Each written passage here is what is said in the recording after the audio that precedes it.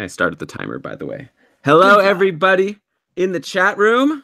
Thank you for joining us. What is this? Our third last live show of the regular season? Damn, time flies, right? Who's here anyways? Matthew? Maybe that's it? Well, Josh was here. I didn't see any Josh. Josh is 1 2 3 3 2 1. Which Josh? Josh who?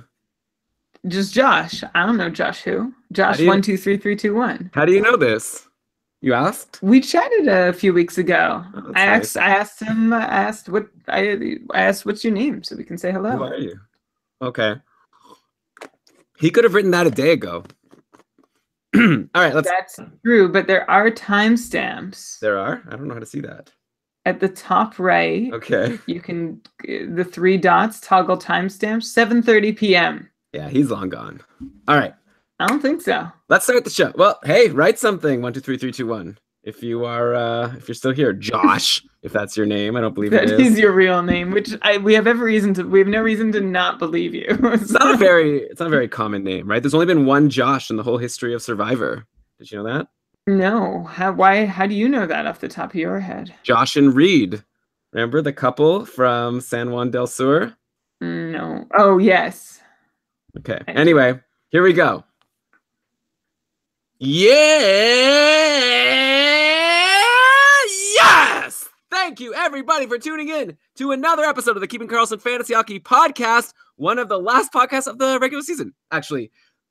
This is, by the way, the best fantasy hockey podcast in the world, hosted by two guys on Eric Karlsson in their keeper pools. I don't know why I interrupted my intro, and now I'm doing it again. Okay, back on track. I'm your host, Elon Dabrowski, and with me, as always, is the IPP MVP himself, Brian Com. Hello, Elon. Hello, everyone. Welcome to another episode. Exciting times, as always, in fantasy land. You are either just starting your finals, continuing your finals. You've already done your finals. So many things could be happening. One thing that's absolutely going to be happening next week in Ottawa, we're having a listener meetup. If you'd like to come join us, where Elon and I think there's going to be a Caps Pens game on after we record next week's episode on April 1st. We're going to meet at the Clock Tower Brew Pub in the Glebe. So, I mean, that doesn't mean much to like 90% of the people listening. But if you're in Ottawa and you're listening, come out, join us, have a drink, have a treat, have a snack, whatever you'd like to have it with us. Sunday, April 1st, keepingkarlsson.com/meetup is the way to make yourself counted so we can get our numbers right. Yeah, you'll get all the details. keepingkarlsson.com/meetup. I was hoping you'd mention it. You asked me beforehand, can you please make this event and link it? So I did all that work for you. I'm glad that you at least mentioned that hyperlink. Okay, another piece of announcements before we get into the actual show, which, by the way, let me just preview here. We've got injuries, we've got outjuries, we've got random tips. Also, all the players we're going to discuss, we're going to do in the context of the schedule for next week, because probably everyone who's still live in their pools is going into their finals next week and need to know not only which players are hot, but also who they could fit in their schedule. So this is going to be a very big jam-packed show with a ton of players. We're going to try to give you a lot of advice if you're still alive in fantasy. And if you're not, it'll still be fun. We'll have a good time. Trust me, it'll be good.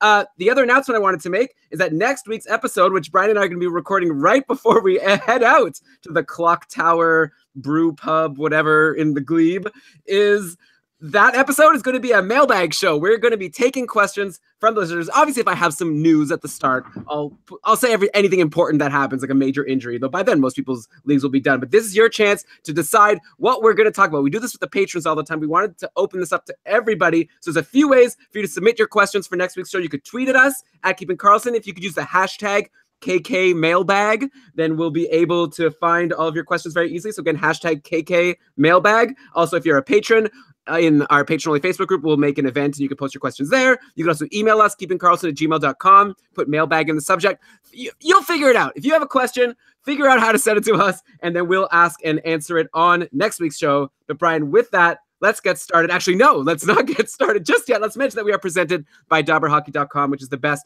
fantasy hockey website out there. If you're still live in your pool, I'd imagine you've been using this resource all season long, and if not, why not just get that extra surge in the last week, get their daily ramblings, use all their tools at Frozen Pools. You've got the starting goalies and the line combinations. It's just a really great site. It's the premier place to go for anything fantasy hockey, so check it out, DobberHockey.com.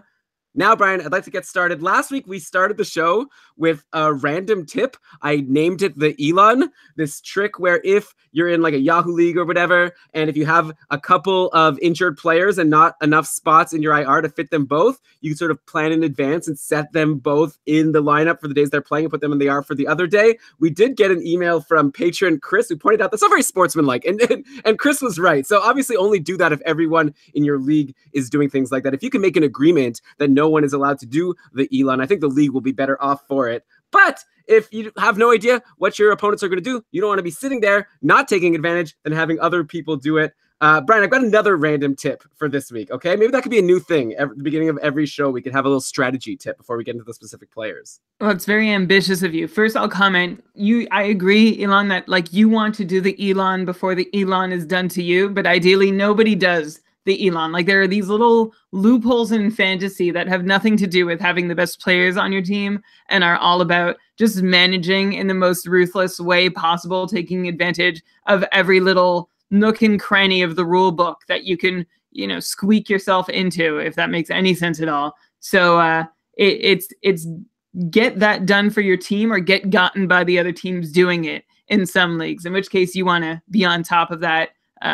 Otherwise, though, I get it. If everybody's holding hands and kumbaya and it's not super competitive, then it's not the greatest thing to be doing. But sportsmanship has never been important to you, Elon. No, not really, but also depends what you want to get out of fantasy hockey, right? Like for me, it's a strategy game. I want to take advantage of all of the available strategies to me, but I know if you're saying it's all about who can build the best team, who can like put it on their resume, I could be an NHL GM because I'm so, like that's fun and that's cool, but I also like figuring out what I can do to try to maximize, get extra games, these IR tricks. I don't want to give away all of our strategies that we're going to give away in future episodes, but all these tricks of like leaving people in IR even though they're healthy, stuff like that. I like it. You don't like it as much. Is my tip for this week. Something I've realized recently is it really is beneficial to have goalies on your team that play in the West Coast and have late games. I found in my past couple of matchups, if I have Jonathan Quick and my opponent has, let's say, I don't know, Frederick Anderson, it's really nice to be able to see how Anderson does before I have to decide whether or not to play Quick or not, especially late in the matchup where I'm not sure if I'm going to be ahead or behind in save percentage. So I'd say next year, when you're drafting for your leagues, don't put a huge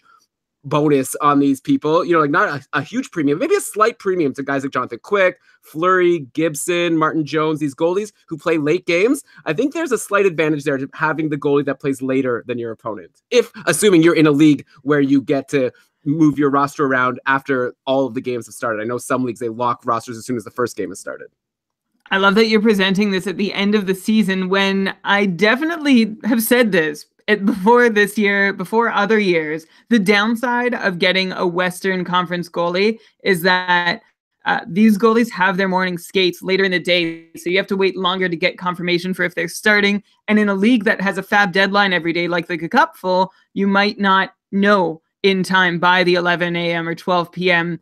Free agent edition deadline, whether you need to add it back up or what you need to do for your goalie situations. So that's the downside of getting those Western Conference goalies in later time zones. That said, as someone who has owned Western Conference goalies this year, the upside I've found outweighs the downside, especially if your guys are generally workhorses like Mike Smith, Ben Bishop, whose starting statuses don't leave you guessing too often. Unless it's now and Ben Bishop is injured and Mike Smith is on a team with no players. We'll get to these guys later. Yeah, right now, definitely you want the Martin Joneses and not the Ben Bishops. But okay, let's get started with this week's content. Let's start with injuries. At this point, even a short-term injury can be catastrophic to your chances of winning your pool. Obviously, if a player's out for like 2 games, that could be 2/3 of the games that you're getting in your finals week. So we're going to talk about some guys who might not be out long-term, but still worth bringing up. I want to start in Boston. Rick Nash has been out for the last 3 games for the Bruins with an upper body injury. Not like the toughest break for his owners, just because he had really slowed down after his first few great games with the Bruins. Nash had 2 goals, 1 assist, and 23 shots in his first 4 games with Boston. And then his next 7 games, 1 goal, 2 assists, and 18 shots. So he's still trying to catch up to the number of shots that he put up in his first 4 games. So at this point, I think it's hard to justify holding Rick Nash if you can't stash him in IR. Like if he's day-to-day and you're on ESPN, obviously just drop him from your team, whatever. But with him out, and along with also Patrice Bergeron, though actually I think Bergeron is back today, so forget about him, but like DeBrusk is out, Backus is out. We've had a new face emerge in Boston, and that is Ryan Donato. Donato burst onto the scene in his first game on Monday versus Columbus. He put up a goal and 2 assists and 6 shots in his first NHL game. Then he scored a power play goal on Wednesday versus St. Louis. Nothing versus Dallas on Friday, but still a really good first 3 games. He's been slotting in on the second line with Heinen and Krejci, and also on the top power play with Marchand, Nash, Pasternak, and Krug or Grishlik, who we'll get to in a second. According to practice lines today, though, Bergeron is back, and the Bruins are going with Bergeron, Marchand, Pasternak as line 1, then Donato with Krejci and Gionta as line 2, and then Heinen going down to line 3 with Riley Nash and Tommy Wingels. I'm not sure exactly about the power play. We're recording this just as the game has started. Brian, anyways, all this to say, who is Ryan Donato, and how seriously should people consider scooping him up for their finals next week? Boston plays Tuesday, Thursday, Saturday, Sunday. So a 4-game schedule, but a lot of busy days. But if you can fit him in, hard to not want a top power play guy who's doing well on his team. Donato Fret. We've got all the info you need on this guy. Ryan Donato is a 21-year-old Boston native who was picked by his hometown Bruins in the second round back in 2014. Turned out to be 56th overall. He is the son of former Bruin Ted Donato. Ryan himself has been tearing up the ECAC of the NCAA while playing for Harvard. Not only has Donato led Harvard in scoring for the last 2 years, but he's been a top 10 scorer in the entire conference for that time. That's all of the ECAC. This year, Donato's ranked 4th in ECAC scoring, which sounds like but he's played only 29 games, which is 7 to 10 games less than the guys ahead of him in the standings. So I think he'd be on pace to catch them if he played enough games, which he's now not going to because he's in the NHL. And even with the fewer games played, even more impressive, Donato is leading the ECAC in shots on goal too, 175 shots in 29 games. So all this points to a guy with skilled hands, some scoring pedigree, and it's been lovely to see that translate to early NHL success. So happy to see him throwing pucks at the net at the NHL level the way he was in college. I added Donato to my Cupful team. Gonna hang on to him at least until Bergeron returns. Elon, we might know that already. Brian, I already said Bergeron's back today. He's been playing already. Okay, good. I got lost in my own notes. So we're going to see where he ends up in the lineup. Even if Donato gets bumped off of power play 1 and is spending time on line 2, still could offer some good depth scoring value. We've seen a lot of good value in Boston, surprising value in Boston from that spot already this year. So why not from Donato? Yeah, and also he might stay on the top power play because Riley Nash and Donato have both been there. So with Pasternak back, with Bergeron back, I'd assume that Riley Nash is the one who gets bumped, and Donato's maybe taking Rick Nash's spot. I don't know. Maybe I've just made this idea up in my head, but since Riley Nash took over from Bergeron on line 1, I assumed he also took Bergeron's spot on the power play. So we'll have to see once a power play happens, maybe later today in the game, we'll be able to find out where exactly Donato is playing. Of course, with Bergeron returning, Riley Nash takes a huge hit. By the way, I guess I should mention, Patrice Bergeron is back. So great news if you're a Bergeron owner. He's awesome. You're very happy about this, especially if you're going into your finals and getting this nice boost of getting one of your top players back. But okay, with Bergeron back, Riley Nash down to the third line, like I said, playing with Wingels and Heinen. So obviously a big drop from playing with Pasternak and Marchand. I feel like probably people should drop Nash outright. Maybe if he's still on the top power play, you could think about keeping him. I don't know. He's been solid lately. He has 5 points his last 6 games. I imagine that's mainly because of his spot on the roster and not because we see him as having the skills to be able to keep this up no matter where he is in the lineup. Then you have David Krejci. He's been hot and cold as per usual all season long. Brian, I'm curious, so how would you rank these Bruins for next week? I guess you added Ryan Donato. Does that mean you like him better than Nash and Krejci? So I also have Krejci. I do not have Riley Nash. So if I had to rank them all, I actually need to make a choice to start this week who I want to hang on to for their game. So I'll probably be looking at what they do tonight because it's so close, at least for me, between Krejci and Donato. Riley Nash to me is the easy third choice between the three. If I had to choose right now, I'd probably prioritize Krejci and then Donato. And then, like I said, a distant third, Riley Nash.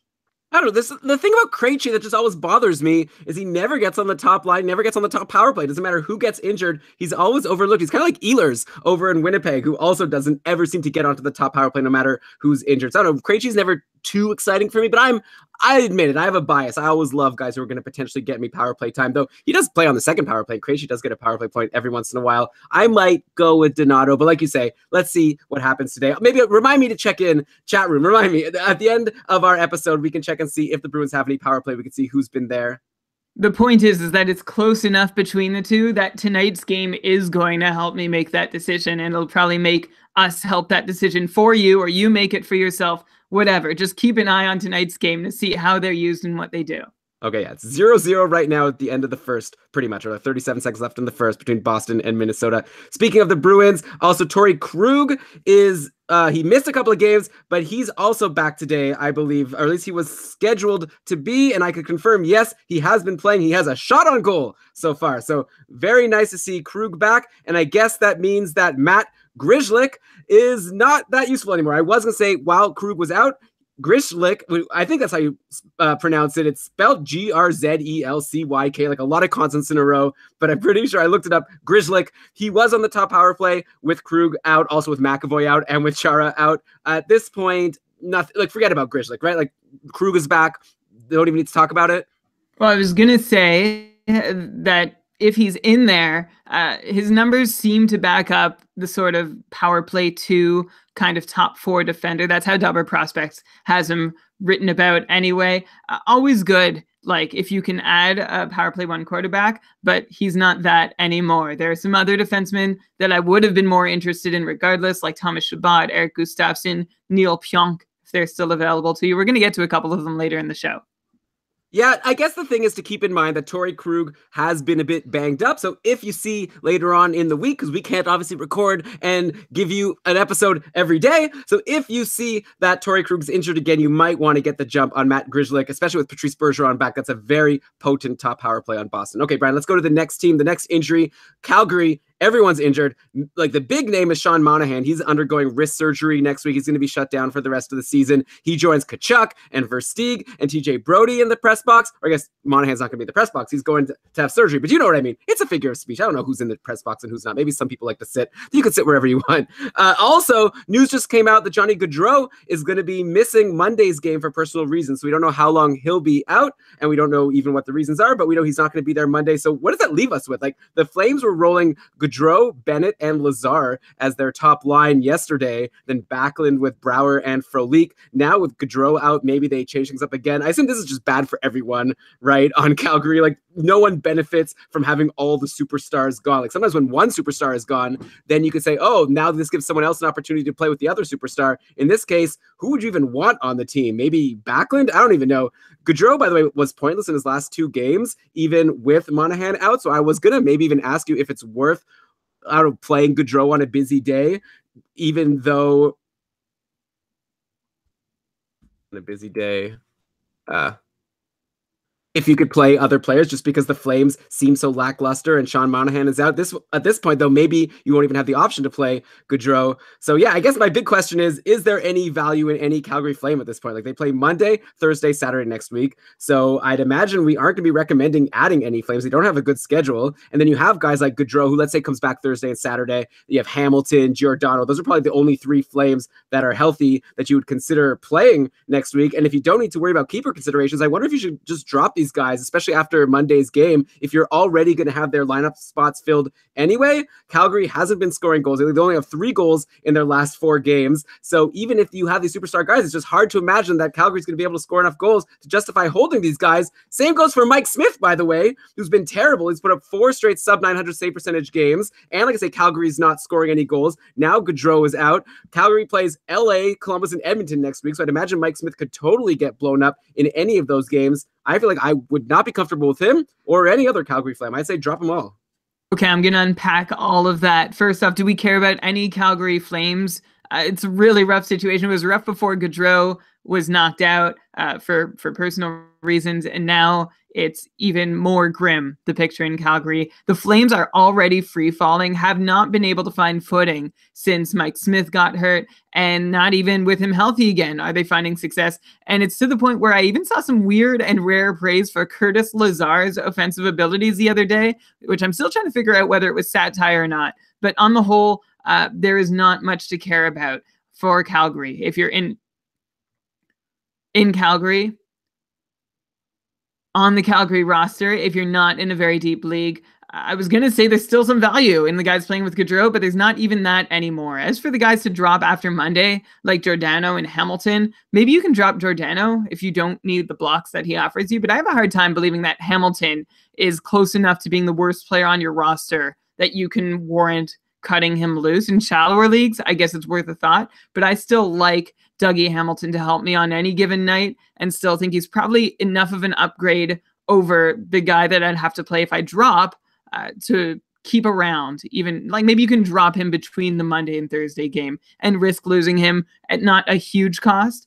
That would be how maybe I try to play it. Mike Smith, you said he's been garbage, and he has been garbage. He has not regained his pre-injury form. Calgary, like, they're in a bit of a mess. I don't think Mike Smith is the only one to blame, but he's certainly part of the reason. He has let in some real softies, and I'd like to think he can still steal starts, but he has not done much lately to offer faith that it'll happen. So on the whole, no, I would not want to be relying on any Calgary player over the next week.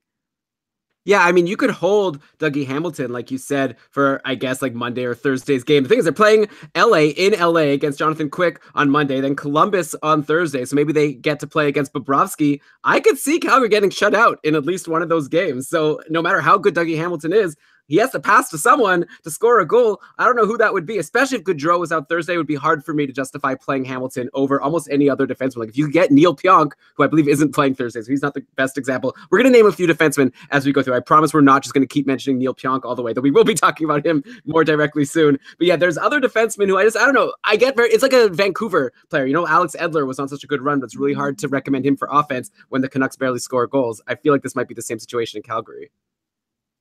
You banged your microphone after you said Alex Edler. Do you want to just keep it, or? Yeah, let's just keep it. It's late in the season. No one's listening anyways. That's not true. I've never say otherwise. It was a joke. You talk about Jonathan Quick like he has not had a sub 900 save percentage in 3 of his last 4 games and 5 of his last 10. So, like, he's not an impenetrable nerd. You get the point. Jonathan Quick actually is letting 5 goals. I guess that is our whole podcast. That's fair. Okay. Next team with injuries. Let's go to the Rangers. We don't really have an injury here. Henrik Lundqvist has missed last couple of games for the Rangers. The back injury apparently skated on Saturday. Could play on Monday. We'll find out maybe tomorrow morning.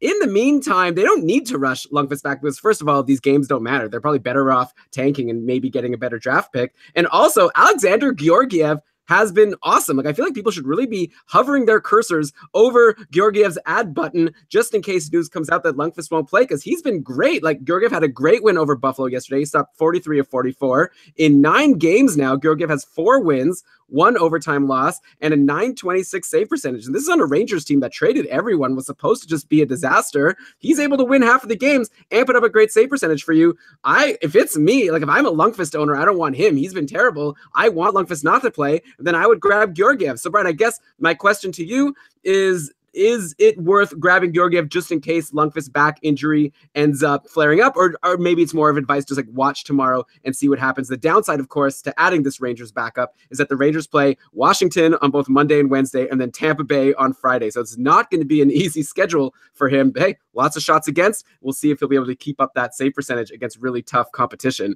Right? Like, especially, let's say if you have Mike Smith and news comes out that Lundqvist is out, I'd be curious to know if you would make that swap Georgiev for Mike Smith. Oh boy, I'm going to trip over this name a lot.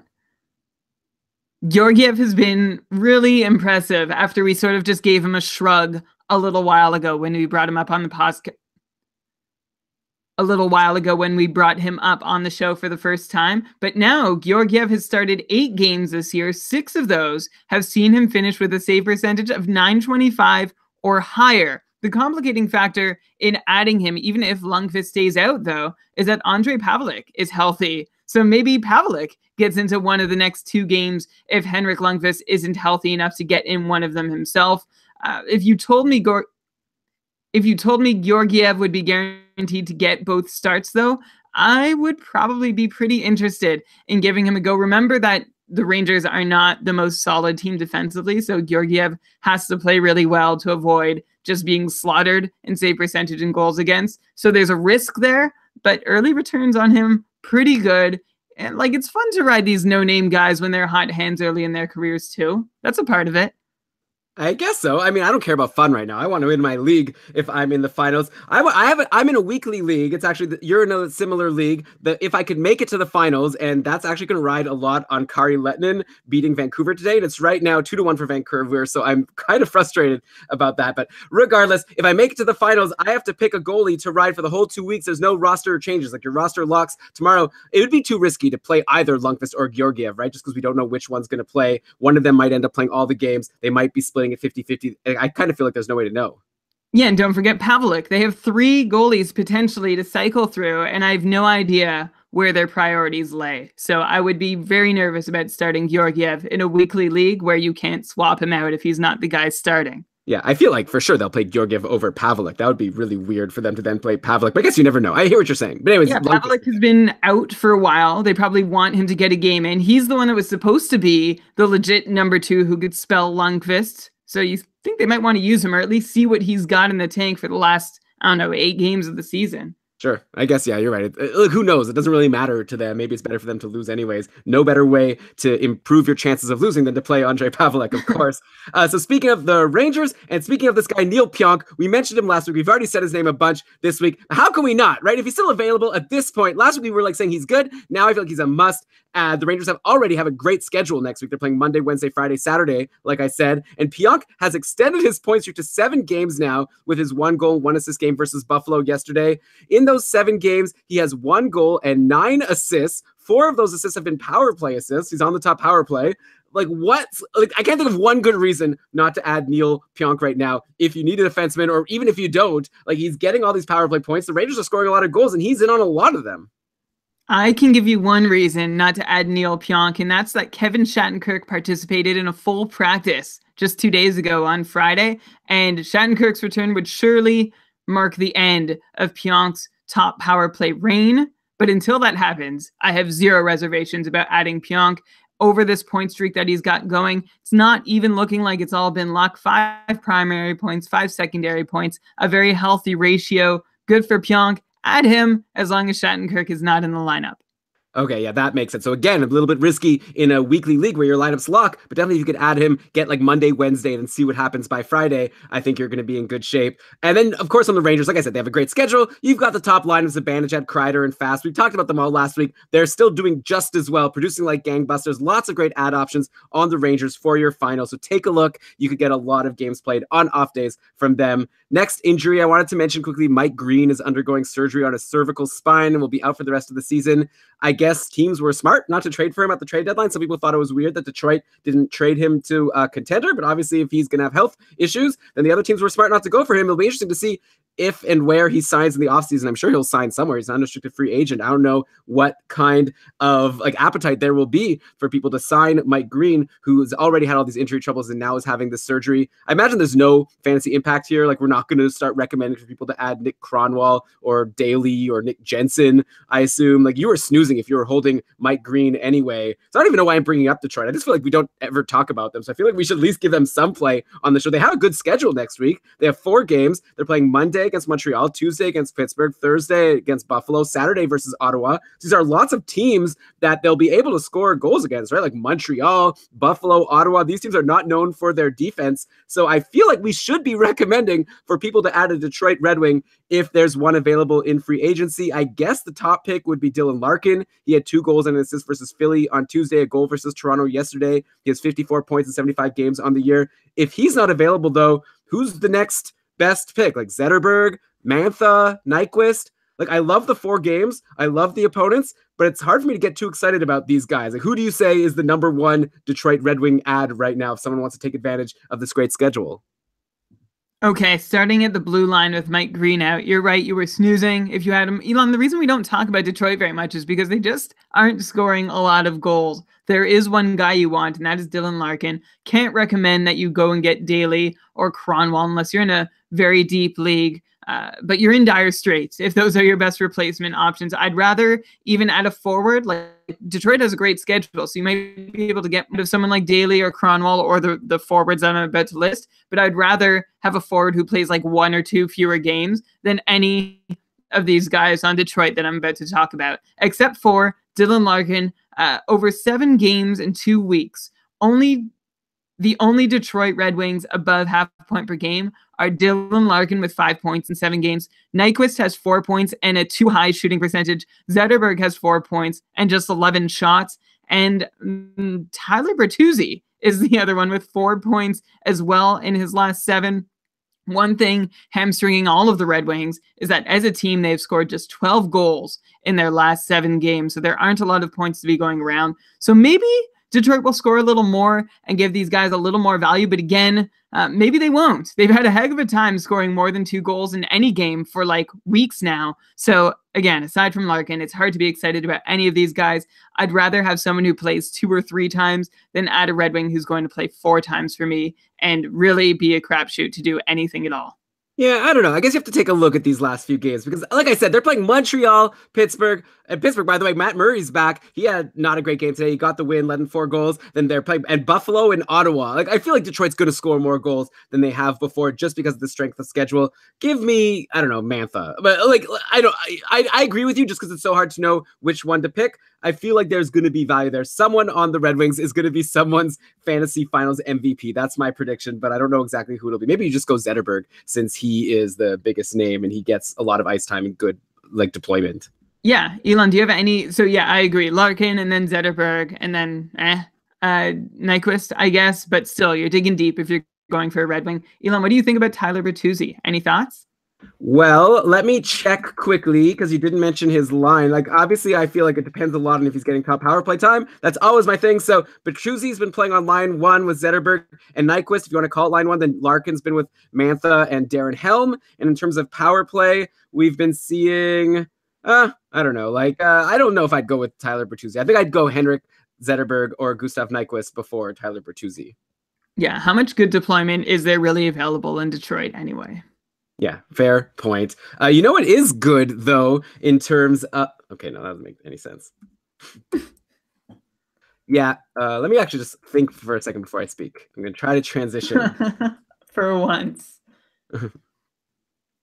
Are you, like, thinking, like, do I need to fill time? I have... No, I got it. I'm good. I'll just ramble and see where it goes.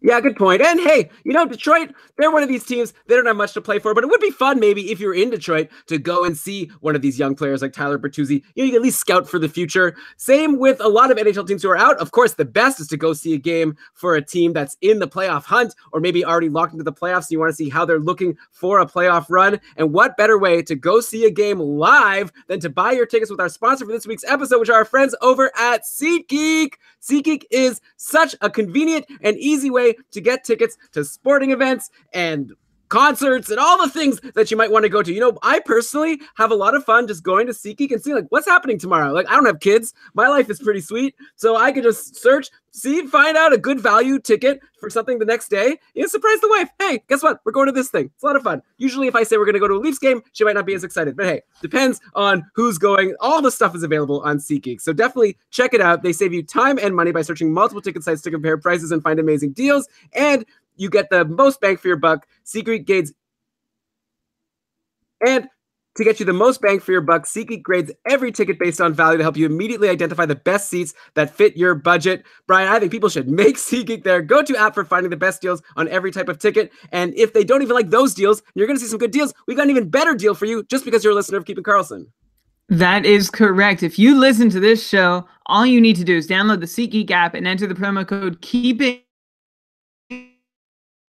That's promo code KEEPING for $20 off. Stop. Your internet keeps cutting out. It's actually cut out a bunch of times. I just thought, like, fuck it. But you can't do it during an ad anyways. Are you, like, connected to the internet properly? I am. Chat room, are you hearing this? It's like Brian's internet issues. Anyway, I don't know. Can you just take that whole thing again? I was like, they could get an even better deal.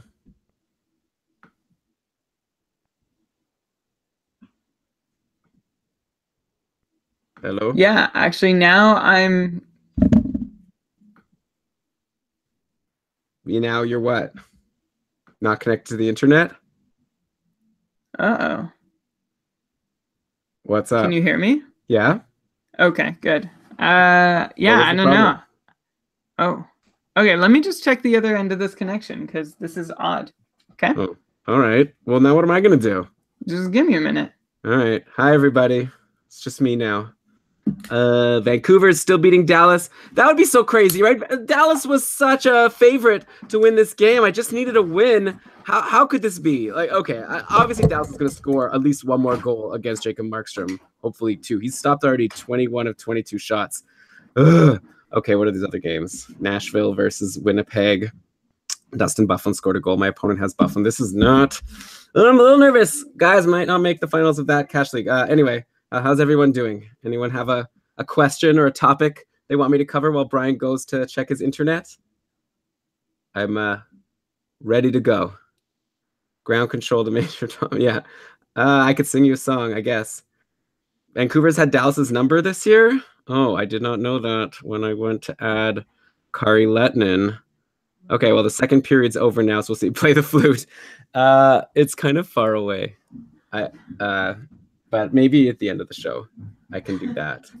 I hate that Brian puts me in this position. It's like there should be a checklist when you start the episode. Check all the different things. I want to hear what it was. Okay, he's back. He can't hear me yet because he doesn't have his headphones on. He's gonna put him on. So Brian, Play the flute. What was the issue? The flute. Was it not plugged in? No, it was plugged in. So I have like 4 places to plug it in on the router. I moved it from number 1 to number 2. I don't know. All right. So I said listeners can get an even better deal. Why don't you tell them about it, Brian? Yes, it's true. Our listeners, all they need to do... Oh, no. Okay, let me try again. Yes, Elon, that is true. Our listeners need only download the SeatGeek app and enter the promo code KEEPING. That's promo code KEEPING for $20 off your first SeatGeek purchase. And when you have the app, it's pretty easy to just check out ticket prices anytime you want. I do it if I'm thinking of going to an event. Just crack open my SeatGeek app, take a look, see what's out there all the time. And it's even better if you haven't bought with them before because you'll get $20 off your first SeatGeek purchase with the promo code KEEPING. Okay, with that, let's go to Chicago, talk about the next injury, which is Jonathan Toews, who has an upper body injury. He's expected to miss a few games, so we don't know how long he'll be out. Chicago only has 3 games next week. They're on Monday, Thursday, and Friday, so theoretically, you can add a Hawk, get 3 games, and then swap that person out for someone else who's playing a couple games on the weekend. So, by the way, sometimes when you look at the schedules, you think, oh, 3 games, not a good schedule. If you have 3 games before Friday, I think that's pretty good just because you have the flexibility to add someone else. So maybe we can look and see if there's some value on Chicago with Jonathan Toews out.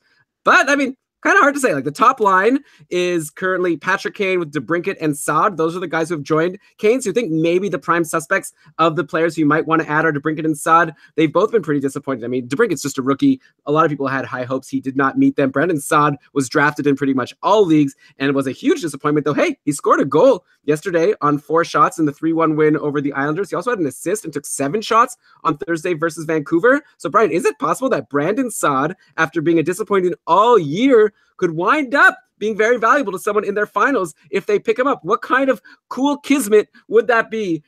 Especially if the person you're playing is the person who dropped Brandon Saad, then you add him, then he has a good week. Mwah, that'd be so beautiful. So I don't know. What do you think? Is there any chance Saad can be valuable this week now that he's playing with Patrick Kane? It's a really good line mate to have. I guess you might as well also answer about DeBrincat. He had a hat trick 2 weeks ago. Nothing in 3 games this past week. So I'd imagine Saad might be the only guy. Like there's Anisimov, Schmaltz, Sharp, Gustafsson, who have been on the top power play with Kane. For some reason, DeBrincat and Saad get to play with them only at even strength, not on the power play. What do you think of all these guys? Would you want any of them? Well, what about Brent Seabrook, Elon, who I saw you're ready to talk about? He's on my list. I'll tell you that Brandon Saad is someone that I'm absolutely interested in. He's a good hockey player, totally snake bitten. I feel like what happened to Jordan Eberle from last year to this year could happen for Brandon Saad too. Just awful luck. Things are not breaking his way. Also, Jonathan Toews wasn't even really going until the last few weeks. So it's been a rough go for him, and I think he's got more to offer than what's shown in his numbers. So yeah, go ahead and add him for now, and then maybe get him at a discount in next year's draft. Early draft tip. And then Eric Gustafsson is somebody that I'm into seeing those top power play duties.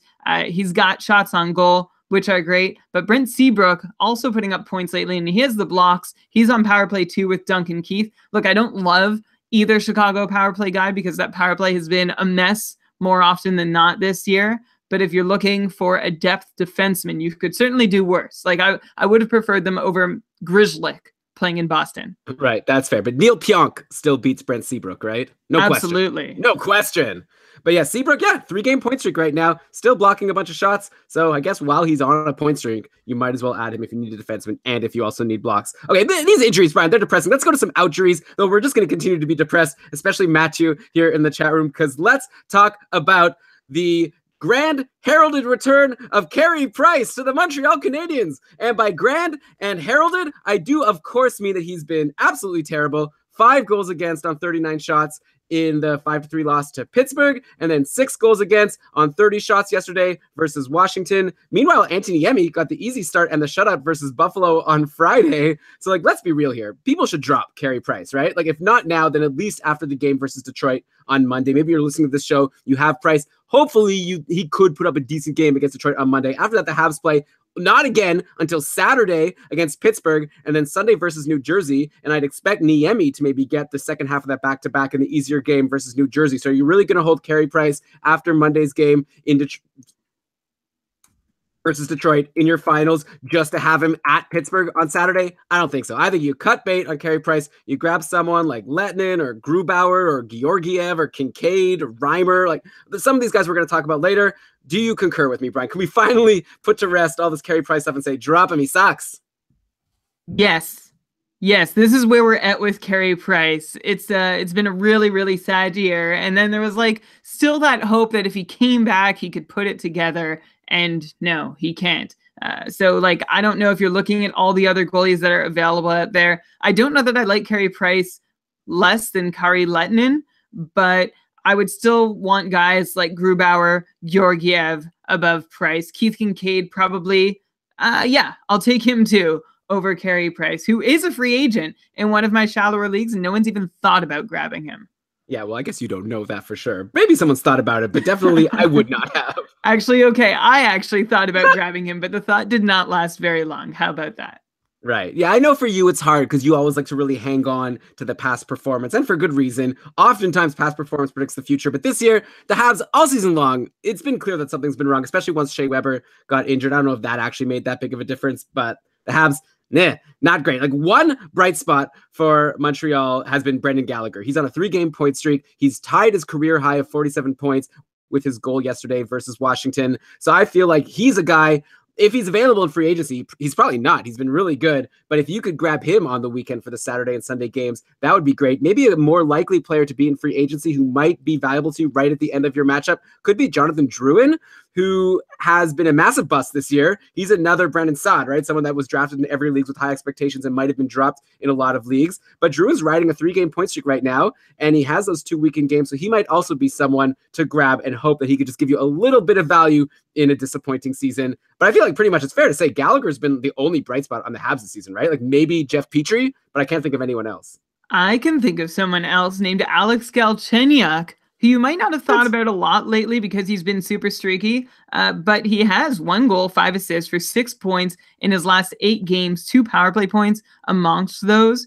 And Galchenyuk is actually scoring at a 59-point pace since late November, so quietly. And again, this is because he'll get like 4 points in a night and then go quiet and then string a few games together of points and then go quiet again. But it's added up to a very nice point pace.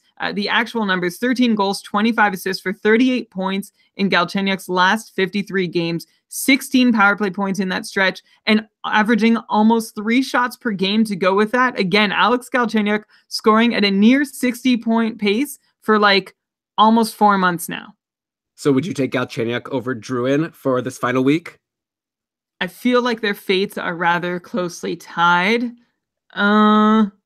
I want to, but I don't think it would be wise. I think I would still go with Drouin for reasons unknown. I just feel like Galchenyuk still isn't liked in Montreal, even though he's producing. Maybe I'm out of touch. Maybe I should go Galchenyuk. Who would you take? I think I would go Drouin just because he's playing with Gallagher. And here's where we've gotten, where the guy Gallagher, who like wasn't even owned in a lot of leagues by the end of last season. Now I kind of like, at least Drouin's playing with Gallagher and Paul Byron. Galchenyuk's playing with Lehkonen, who you recommended last week. Didn't end up doing that much. He got an assist in one of the games for what it's worth. But it was Galchenyuk, Lehkonen, and Jacob de la Rose. Then the top power play, Drouin, Galchenyuk, Gallagher, Byron, and Petrie.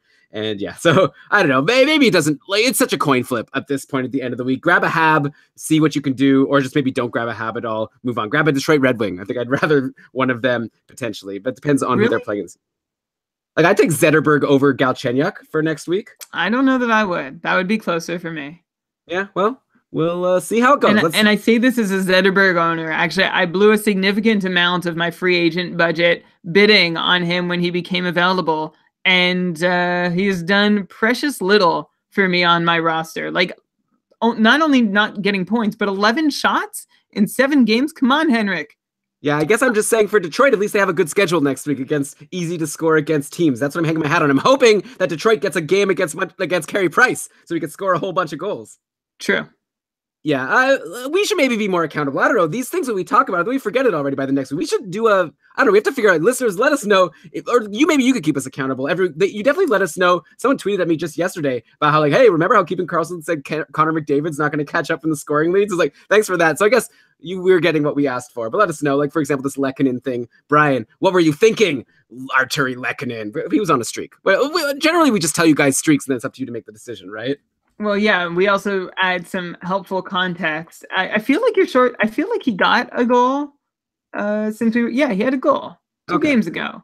That's nice. I was big on his shots, and he's had 2 games with 0 shots in his last 4. Like, they suddenly dried up after he had 7-2-4-5-3 in the previous 5 games. I'm like, oh yeah, that's enough to recommend him for taking shots. And then boom, 4 shots over 4 games. 2 with 0 in total. And that's with seeing, I think it's a season high 19 minutes and 40 seconds in one of those games. Like, he's been seeing minutes and not shooting anymore. Bummer.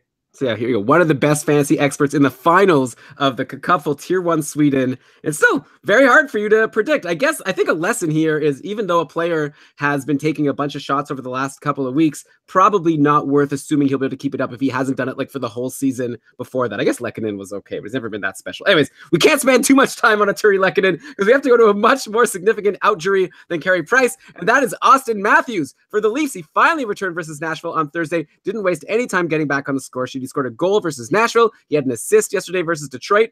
I think this is huge news for William Nylander, who got his centerman back. If Nylander was dropped, now's definitely the time to re-add him. He had a goal and 5 shots in each of the last games with Matthews back, and he wasn't doing very much beforehand. And now Toronto also has a great schedule next week. They play Monday, Wednesday, Friday, Saturday. The first 3 games are against Buffalo, Florida, and the Islanders, teams that you think they'd be able to score against. You do the math. If somehow Nylander is available in free agency, if he was dropped when Matthews, got injured, then yeah, grab him. But maybe this is like silly advice and no one's going to be able to take advantage of it because he's probably owned in most leagues. Like, the thing is, everything's pretty much back to normal now with Matthews back. So they reunited the Marner, Marlowe, Kadri line. Marner, by the way, is riding an 8-game point streak. He's been amazing. JVR is actually on an amazing run. He has 11 points in his last 6 games, 4 of those on the power play. And he's been playing with Bozak and Brown, so it might be tough for him to continue getting points at even strength, but hard to not recommend JVR. But he's probably not available in any league either. So I guess if you have any of these Leafs, you hold on because they have a great schedule and they're hot. But I don't really know who we can recommend here that might be of use. I guess maybe like Zach Hyman, since he's on line 1 with Austin Matthews and William Nylander. But he hasn't have any points in his last couple of games. So I imagine he'll pick up 1 or 2 over the next week with the Leafs playing 4 times and him playing on a line with Austin Matthews, right? He's at least a half point per game guy.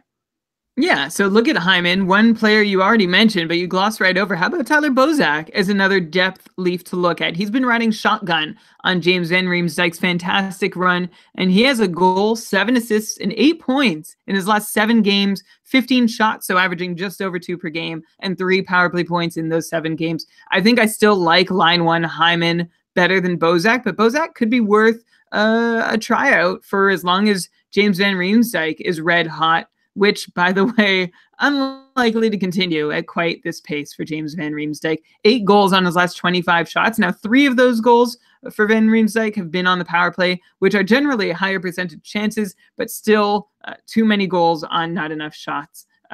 But where am I going with this? Yeah, so maybe be a little cooler to Bozak because you're expecting JVR to cool down himself. But if you can get Hyman on that great Monday, Wednesday, Friday schedule, absolutely.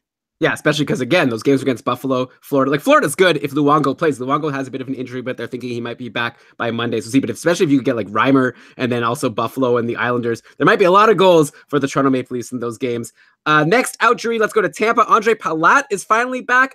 Right back to his really solid line 2 deployment with Point and Tyler Johnson. Also on the second power play. Palat had nothing versus Toronto in his return on Tuesday, but he had an assist against the Islanders on Thursday, and then a power play goal in New Jersey yesterday. Tampa also has a nice schedule next week. They're playing Monday, Thursday, Friday, Sunday. So maybe you don't want to grab Palat if he's available for Monday, because then you have to wait all the way till his next game on Thursday. But if you could get Thursday, Friday, Sunday, 3 games in 4 nights, including 2 off-day games, definitely worth looking at. He might have been dropped in your league when he got injured. He's in a really good spot. I'd expect him to, I don't know, in 3 games, get 2 points. I think that's a reasonable expectation. Who knows? Maybe he could give you more. Obviously, the main guy I'd want in Tampa, this is again repeating from last week. JT Miller still on the top line of top power plays. So same advice there. You definitely want him as long as he's there. And Brian, I know I'll just pile a bunch of players on you. Then you can talk about who you want. I also wanted to bring up Mikhail Sergachev. He's heating up. He has a 3-game point streak, including power play assists in each of his last 2 games.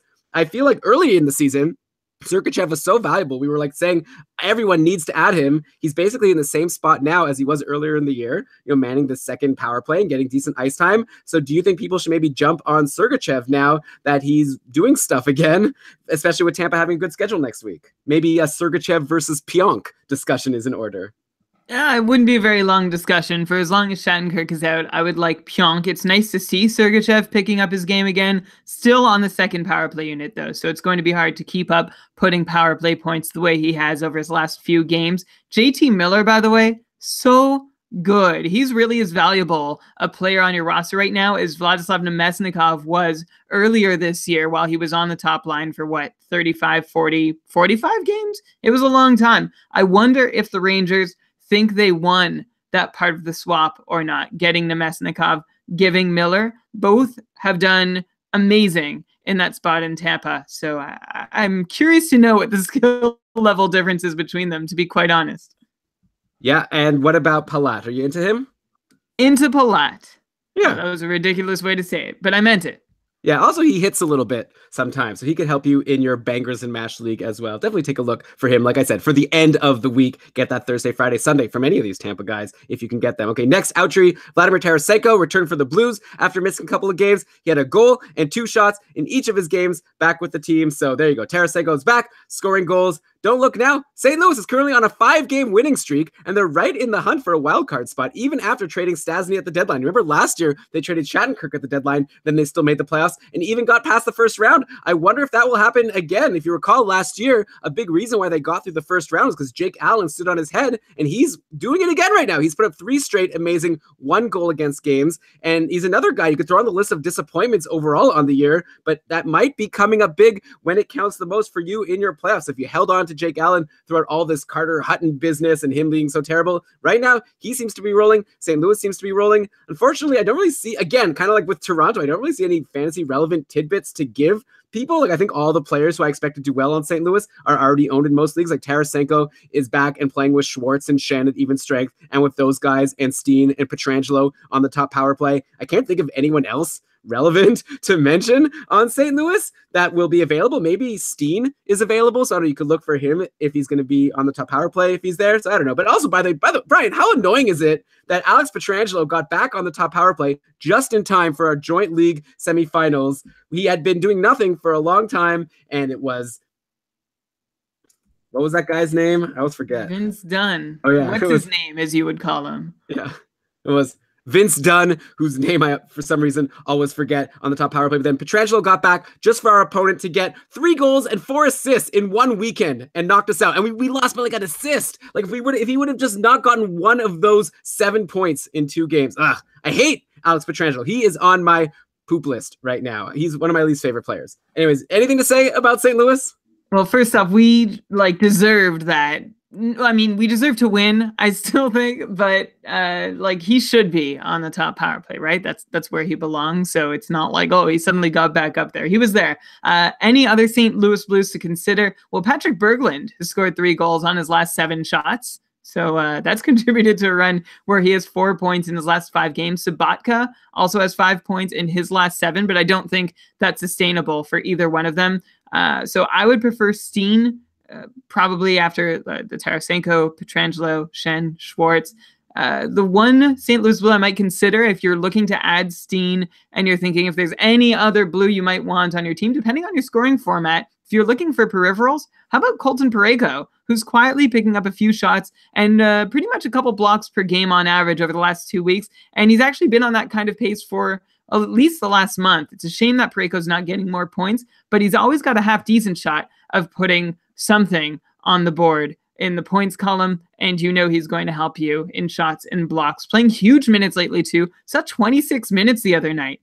So if you're looking for peripherals, I think he might be more helpful than Steen. But if you're looking for scoring, then I would still prefer Alexander Steen.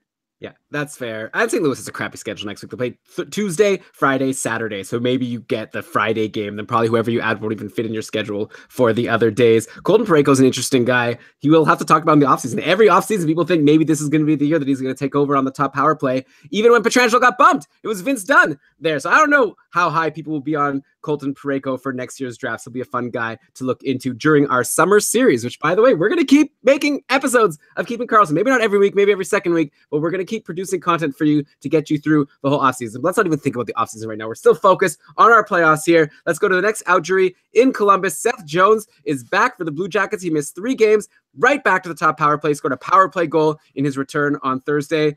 Zach Werenski has got to be a snoozer for next week, I'd assume, playing. Like, first of all, the Blue Jackets played Tuesday, Thursday, Saturday, and especially if Werenski was in free agency before. Like, when Seth Jones got injured, we said, I guess, go grab Werenski now because he's going to take the top power play spot. Now that Jones is back, I don't see any reason to hold on to Zach Werenski as, like, the second unit power play guy on a team that's only playing 3 games all the busy days of the week. So I think let him go.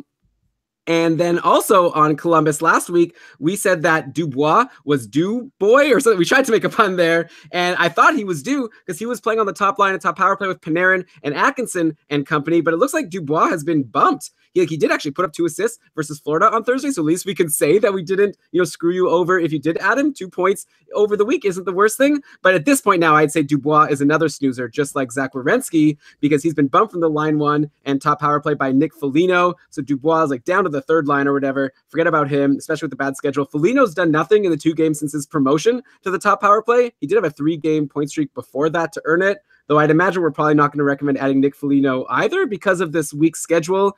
I mean, I guess if your league counts hits and you have room for Nick Foligno, it's a really great spot to be on line 1 and power play 1 with Panarin and Atkinson, though I don't even know if he'll last there. Maybe things are going to get jumbled around again. So, Brian, what's your take on this top line situation in Columbus? And then maybe I'll also talk about the second line quickly. The problem with Foligno and Dubois is that they have not shown any measure of consistent scoring for like a while now. Both have definitely teased. Dubois seemed like he had a pretty high ceiling. At one point, he was really rolling. That was when he was playing with, I think it was Josh Anderson and Artemi Panarin. Foligno's teased a little more recently, but even while Columbus rolls, I still don't feel like either guy is guaranteed to get in on the action. I'd like to see Foligno is worth holding in his deployment, but I thought that a few weeks ago for my Cupful team and felt the resulting burn. So that's a personal thing that I'm just not into Foligno for. Maybe you can give him a longer leash than I'm willing to offer. Doesn't mean at all that Foligno's not going to be able to carry forward some of the momentum he's built up recently, but I might have more faith in someone like Ty Ratty continuing to put up numbers with Connor McDavid than Foligno managing scoring, even when he's on line 1. Yeah, I definitely agree. Ty Ratty, it's the McDavid rule. We've discussed it. We'll get into, I think, him again at the end of this week's show, just like we did at the end of last week's show. You want to have the player playing with McDavid. So yeah, Ty Ratty, give me him over Nick Foligno for as long as he's playing on the top line. Let's take a look at this Columbus second line. We're actually getting some production here. Forget about Foligno and Dubois. Would it be crazy to recommend someone like Boone Jenner or Thomas Vanek? Like, they've been playing together on line 2 with Wenberg, and they've been seeing some points. Like, Thomas Vanek is the hottest right now of like all of these guys, except for, of course, Panarin and Atkinson, who are amazing. I won't even get into them, but you guys all know that you want to have those guys. But Vanek, he's got 9 points in his last 9 games. So he's on a really great run. Boone Jenner had a 6-game point streak before going pointless in his last 3, but he does have 4 shots in each of his last 2 games. And Jenner's always great because he's going to give you shots. He's going to give you hits. And he did have a stretch of finally putting up some points. Who knows if he'll be able to get those points again? Are you into either of these guys, Boone Jenner or Thomas Vanek? I am into Boone Jenner, scoring a little more than he should, and like it's not going to hold, but 3 shots per game is a pretty good way to make a mark by Boone Jenner on any given night. And when you take 3 shots per game, sometimes you get on a hot run like this. Thomas Vanek also turning into a higher volume shooter since moving to Columbus, averaging 3 shots per game over Vanek's last few, and saw 18 minutes and 49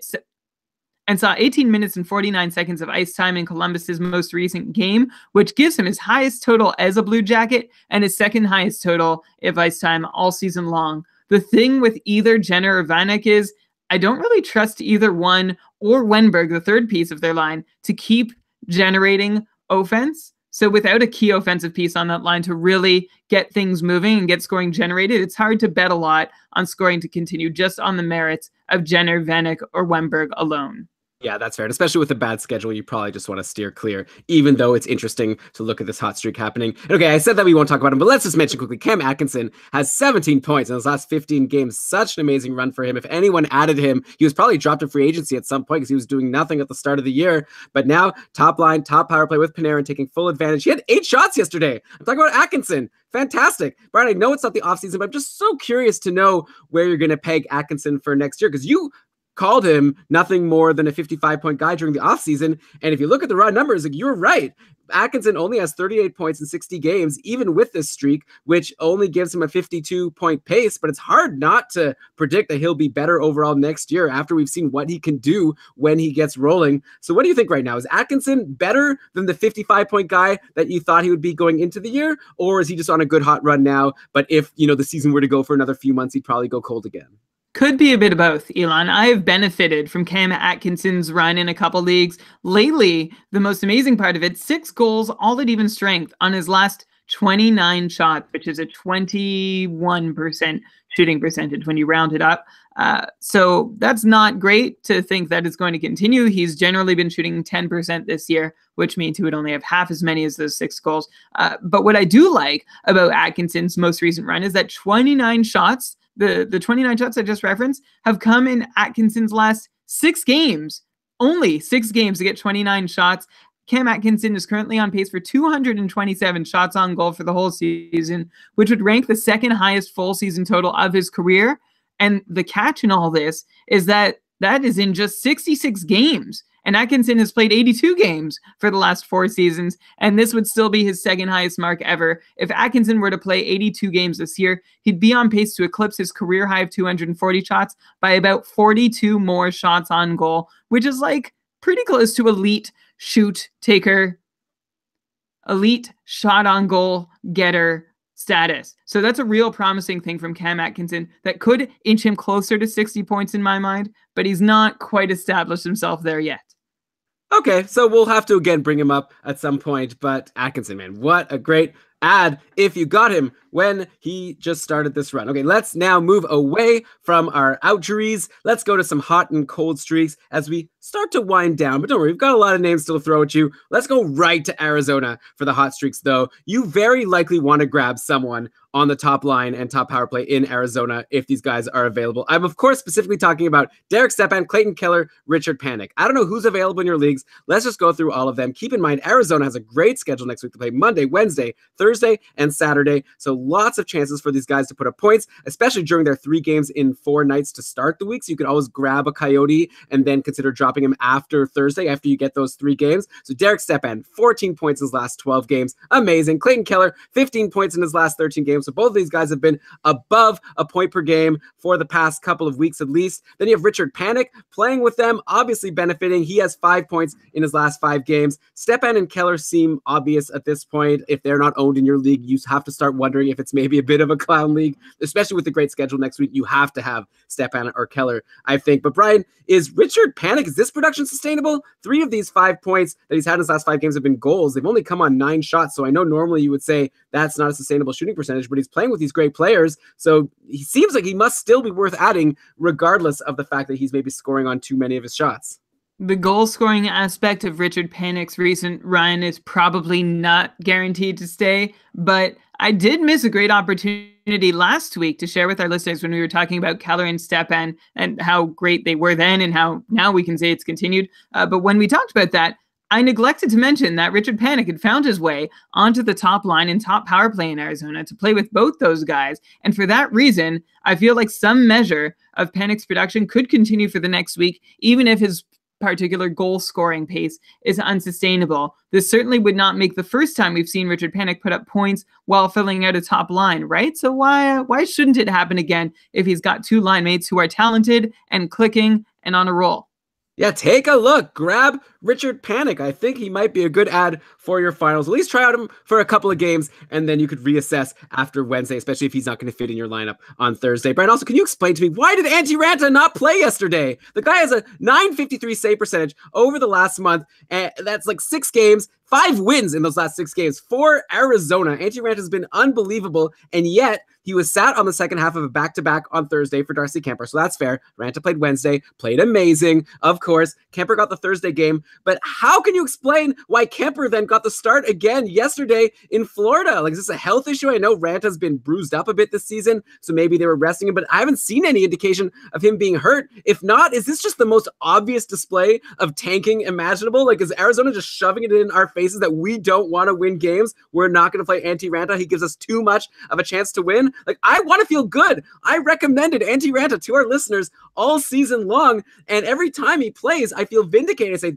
see, you should have listened to me. Antti Raanta is great. But at the same time, how can he be a good recommendation for next week with Arizona's great schedule when I don't even know if he's going to get games? I feel like Arizona's going out of their way to play Darcy frickin' Kuemper when they have an all-star here in Antti Raanta.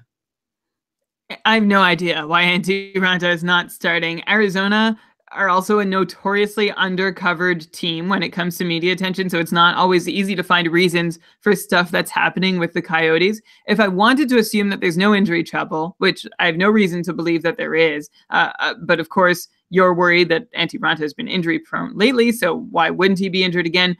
But assuming that he's healthy, my theory would be that Antti Raanta is not under contract for next year, but Darcy Kuemper is due to get paid $1.85 million for each of the 2 seasons after this one. So maybe Kuemper getting playing time is some sort of asset evaluation or asset management being encouraged by the Arizona front office. That's one theory. I'm not sure how exactly it makes perfect sense. I think just blatant tanking could be the better guess, Elon, especially because Arizona is dead last in the league in their spending. So cap space isn't really a concern or making the most of it. It is weird that Darcy Kuemper is going to make just less than $2 million for the next 2 seasons, especially when you consider that Antti Raanta made $1 million this season. How about that?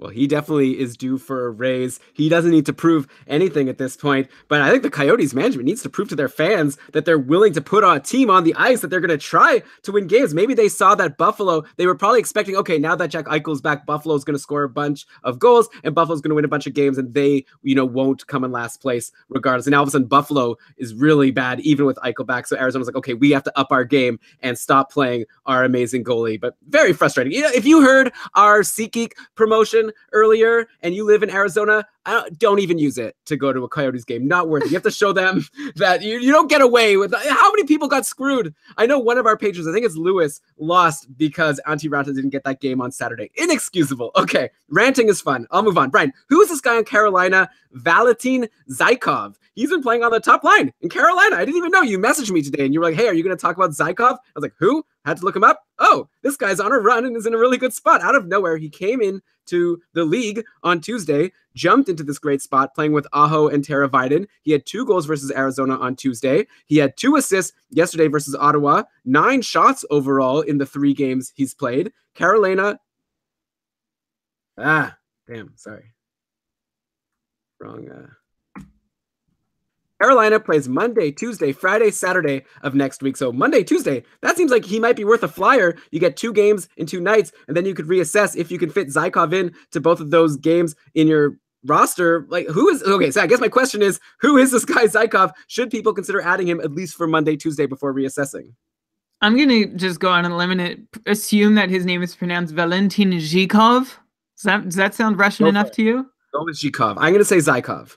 Okay, I mean, that's what I was thinking of calling him, but now it doesn't. Anyway, 2nd round pick out of St. Petersburg back in 2013, and Zhikov has steadily improved in bigger roles since his first pro season in 2015-16, increasingly getting more deployment in the AHL, increasingly increasing his scoring. The 22-year-old Zhikov's 17-18 campaign has easily been his best yet, notching 32 goals and 20 assists for 52 points in 61 games to lead the AHL's Charlotte Checkers in scoring. He's got a mix of size and skill, though Dobber prospects Kevin LeBlanc calls Zhikov a long-term project. That said, Valentin sure is doing great in the short term, and if any other Kane was in his lineup spot, we'd probably be advocating that you take a look at them too. So he seems like a pretty good guy to take for a spin on Monday or Tuesday. Keep in mind that Carolina also just recalled another one of their top AHL scorers in Warren Foegele, I'm guessing is how we pronounce it. So we'll see how the lineup shifts with Foegele in it, and if Zhikov still gets his plum deployment. Interestingly, I put out a line to Twitterverse to ask if anybody knew why Lucas Wallmark, who is definitely the best scorer in Charlotte right now, has not yet been called up to Carolina. Like, he had a turn in early March, late February. Not again since. So I just wonder if everybody's sort of getting a turn at this point. But while he's in a great spot, Valentin Zhikov is worth a look. Yeah, I mean, Aho and Teravainen are turning into really great line mates. Jordan Stahl, I recommended Stahl, like on our patron cast, or I guess patron mailbag show that we did last Thursday. It's a bonus episode we do just for the patrons of Keeping Karlsson. We've been doing it all season long, by the way, keepingkarlsson.com/patron to get access to these bonus episodes. One of the questions was, who are some good ads for next week? And I looked at the Carolina schedule and I said, maybe grab Jordan Stahl, at least for Monday, Tuesday, because he's playing with Aho and Teravainen. Obviously, that goes out the window, but it is a really good spot. Two really good players, and Zhikov, obviously, 4 points in these 3 games, so he's able to produce there. So take a look if he's still there after the practice lines come out tomorrow. Maybe give him an ad. Also on Carolina, we should mention Justin Falk is banged up. He missed Saturday's game. He could be back Monday, though. Something to watch. In case Falk does miss time, Brian, how interested would you be in a top power play Noah Hannafin? He took that role on Saturday. Hannafin missed time himself recently, but he returned to score a goal versus the Sens yesterday. But overall, he hasn't had a very impressive season, though he hasn't been on the top power play. I'm just not sure. Like, is Hannafin for sure on the top power play? Because I was looking at the frozen pool, and it seemed as though Hannafin saw the most man advantage minutes in Carolina's last game, but so did the entire second unit of forwards. Okay, so then it would be like Jacob Slavin. That would be the top power play guy? I think so. I tried to dig into shift charts, but could not decode the answer, and I guess I could have tried to go back to some video to find out. Did not go to that length. Despite Hannafin's more regular power play deployment over the whole season, though, is it Slavin or Slavin? I think it's Slavin. Okay. I'll look it up now. It's a live show. People are watching. Slavin. I said Slavin. Yeah, good. I wanted to say it right. Slavin is the one that I would actually consider adding between him and Hannafin. Slavin has 2 goals, 5 assists for 7 points and 13 shots, 12 blocks. All of that is in his last 5 games. 4 of those are primaries, 3 of them are secondaries. And if Slavin does get to play on the top power play, all the more reason to consider him. Whoever the top power play guy is in Carolina is worth a look while Falk is out. But right now, Slavin seems more appealing than Hannafin, especially because of the peripheral contributions. Yeah, and Falk might be back on Monday, like I said. So maybe this is all for nothing. If you're in a weekly league where your lineup's locked, it would be scary to play any of these Carolina guys because we don't know what's going to happen with Justin Falk. Even if he comes back, maybe then he misses a game later in the week. Okay, another defenseman, by the way, making a case to take over as a main power play guy is Ryan Pulock on the Islanders. He's up to 8 points in his last 6 games from the second unit. Pulock's also taking a ton of shots. He has 16 shots. He has 13 shots over his last... Pulock is also taking a ton of shots. He has 13 shots over his last 2 games. You compare Pulock to Nick Leddy, who's the top power play guy. He only has 1 assist in his last 6 games. Remember, Pulock has 8 points. And also, Nick Leddy has a lot of 0 shot on goal games. And the New York Islanders, they have a great 4-game schedule next week. They're going Monday, Tuesday, Friday, Saturday. So I wonder if people should be looking to add Ryan Pulock, especially if they have Nick Leddy. I wonder if maybe a swap out Leddy, put in Pulock, even though Leddy gets the better power play deployment. Pulock's the guy helping you in points and in shots lately. And of course, we have to ask, how would you compare Pulock to someone like, I don't know, Nick Pionk? Oh, you blew it. His name is Neil. Like, I don't know, Neil Pionk?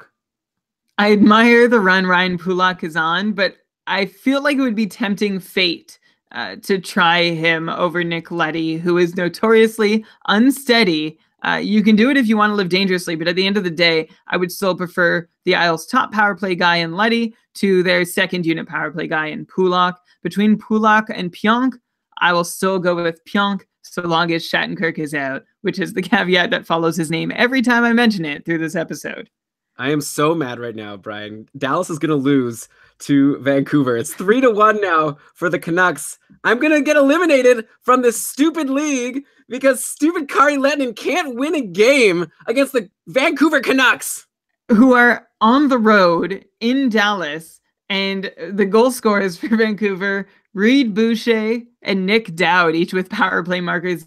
Jussi Jokinen with 2 power play assists. Jake Virtanen just got what might be the nail in the coffin. Things are just awful in Dallas. When you have Reed Boucher, Nick Dowd crushing a team with Jamie Benn and Tyler Seguin and Alex Radulov on it, you know there's some pretty awful issues manifesting. Matthias Janmark, by the way, with the lone Dallas goal, 19 this year, and it came short-handed. So very weird result. Elon, I'm hoping for 3 quick Dallas goals for you, but I would just really rather that Vancouver doesn't score again. You know what, Brian? I don't like your smug face that you throughout this whole Vancouver run. You were like smiling, so happy. You don't have any empathy for me being eliminated here. I'm very sad for you. No, it's just laughing sometimes you joking. Sometimes you have to smile at how ridiculous and inane the way you lose in fantasy hockey is, right? That's the only possible reaction. I don't even want to finish the episode. You're going to be okay, though. You're still going to win your week, aren't you? No, I'm going to lose. I'm going to get eliminated from the league. Is that it? Like, there's no other consequence tonight that you're hoping to happen? Okay, I'm up 166 to 160. I don't even know how much a win is worth. I think 5 points. So, and I have no other players playing but Kari Lehtinen. So I need a miracle. He also still has other skaters playing. I'm going to lose. Anyway, fine. I'll finish the show under protest. I have to say it's never a good thing to saddle your wagon, saddle your horse. What's the saying? Saddle your cart, whatever, to carry Lehtinen. That's fair. It's a classic mistake in fantasy. I'm sorry you made it. Well, actually, to start the season, I saddled my horse to Henrik Lundqvist and Ben Bishop, who both got injured. I didn't have those options. So here I am. Lucky me. Okay, I'll continue the show. But like I said, under protest, this league is impossible to predict. Everything we say, it's a total crapshoot. You might as well just roll the dice, and you'll have as good a chance at winning as listening to our prediction. No, okay, I'm going too far now. I'm angry, but okay, let's keep going. You know who hits a lot? Nikita Zadorov in Colorado. He had 15 hits on Thursday versus LA. 15 hits! And then only 3 hits on Saturday. And before that 15-hit game, he had a 0-hit game. So another example of something being completely unpredictable. Before that 0-hit game, he had 2 7-hit games. So obviously Nikita Zadorov is a little streaky with the hits, but it seems like overall when you average it out, this guy is going to help you out, especially next week. Colorado plays Monday, Wednesday, Friday, Sunday. So Zadorov is going to hit some people and help you out a lot in that category. So I would definitely take a look at him, especially if guys like Borowiecki and Adam Larson and Radko Gudas, if they're taken, go and grab Zadorov. You're going to get yourself a lot of hits. Also, we talked about Erik Johnson returning last week. He's played 3 more games since we talked about him, pretty much coming into the form that was advertised, what we were expecting from him. He's been taking a good number of shots, 4, 3, or 2, getting lots of blocks. He had a 7-block game, getting some hits. He had a 3-hit game. So Erik Johnson doing what we'd expect. He also had a lot of power play time in the game versus Vegas yesterday. He scored a goal in one of the other games. So again, Colorado plays 4 times next week. If you're in a Bangers and Mash league, you probably want to look at Erik Johnson, unless you like specifically need hits, in which case you could look at Nikita Zadorov. Brian, do you want to say anything about Colorado? I don't really have a question here. I guess I'll just add that Patrick Nemeth, to throw out another Colorado name, is a defenseman who can get you blocks. I guess so. Yeah, he's been blocking a lot also. So a lot of peripherals to gain in Colorado, along with some really solid goaltending from Semyon Varlamov. He had 1 bad game earlier in the week, but he really made up for it yesterday versus Vegas. Apparently Bernier was scheduled to play tomorrow, but then Bernier ended up getting sick, or he's injured or something, and he ended up not dressing Saturday. So I don't know how that affects what's going to happen tomorrow. But if you're planning on deciding between Varlamov and Bernier and other people, like definitely check in. It's not a sure thing anymore that Bernier is going to play tomorrow. Okay, let's go to New Jersey now. We're on our hot streaks and cold streaks. Here's definitely a cold streak. Let's talk about how Corey Schneider doesn't even seem to be the starting goalie on the Devils anymore. And I don't want to be that guy, Brian, but like in the off season, I was trying to say that I don't think Schneider's going to bounce back. I know you were thinking like, okay, it was just one bad season. And also, I should say, when I'm saying like I was saying I don't think Schneider's going to bounce back, it's because I heard Nick Mercadante, the goalie expert, on some other podcast. He's been on our podcast before also, but he didn't come onto our podcast last season. I forgot. We reached out. Anyway, Nick Mercadante is really great. And he was saying how he was concerned about how Schneider's older and having injuries. And yeah, he just couldn't keep it going this year. He had a good stretch at the beginning of the year, but Schneider's just been terrible.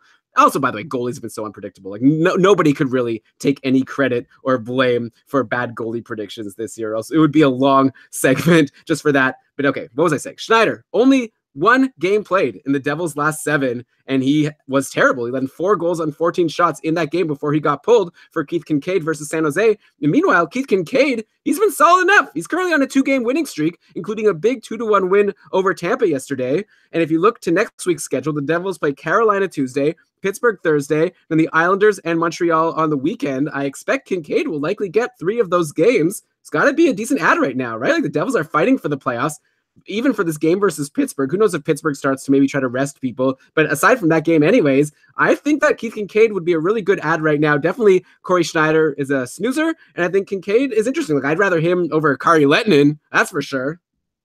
Elon, that was a very convenient retelling of your Corey Schneider predictions that left out a really key part of the year when Schneider was a .923 goalie over his first 28 games. That's all the way from the start of the season up to the last week of December. A .923 goalie for Corey Schneider. Yeah? You want to rebut? Yeah, well, I guess the thing that Nick was saying, what I was trying to say all offseason, that at some point you started making fun of me because I was saying it too often, but I think goalie aging curves are real, and I think goalies' injuries do come up to catch up to them, like more than even skaters potentially. And I think Corey Schneider was able to do well for a while, but he couldn't hold up. He's older and he's brittle. And I'll still grant you that, but I don't think you were saying Corey Schneider might do good for a while this year and then he's gonna blow it. I don't think you ever had him with a chance going into this season. Incredibly enough, Corey Schneider has been terrible. Now you're right, Elon. Schneider doesn't have a win since December 27th, which is actually the date that marks the end of that run of .923 goaltending and the beginning of a very precipitous fall. If I had to guess what happened to Corey Schneider from December 27th forward, I might suggest that, Elon, maybe he got hurt right around there. He struggled through 7 appearances in late December and January before hitting the shelf with a groin injury, missing extended time, and maybe he came back still not entirely 100%, or he's tentative in his movements, some other injury-related caution, in which case, in a roundabout way, you're right that Corey Schneider's injury history is a flag for anyone hoping to rely on him, but I'm saying that maybe it was this second flare-up or the flare-up that happened in season that did him in rather than anything nagging going into the start of the year. Another completely viable explanation, of course, is that this is just what happens with goalies, right? Ridiculously hot, ridiculously cold. They can be hot, they can be not. Pekka Rinne owners, for example, know this feeling quite well. As for Keith Kincaid, as the New Jersey starter, he does seem like a guy worth rolling with. I would prefer him to Kari Lehtinen. I originally said by a hair, but now that Dallas can't even beat Vancouver at home, I like Kincaid to Lehtinen by more than a hair. I'm really concerned, and I wrote these notes before Dallas laid this egg, but team-wide failures happening in Dallas, while New Jersey, with Kincaid surviving reasonably well, having won 6 of their last 9. Of course, this could all reverse course, but I also have pretty grave concerns about Lehtinen as a starter that make Kincaid seem a lot friendlier. And like I said, you don't want to rely on Lehtinen.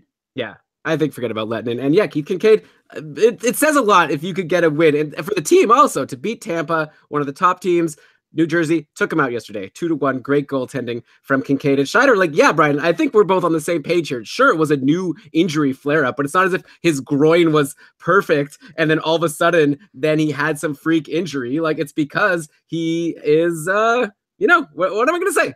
He's likely to get injured. He's likely to hurt your team. So, how dare you say Corey Schneider's groin is not perfect? I'm sure he has beautiful children. I'm sure that he's doing well in that area, but he's not good at playing goalie through these injuries. That's all I'm saying. Oh my gosh. I'm going to choose not to dig any further into that.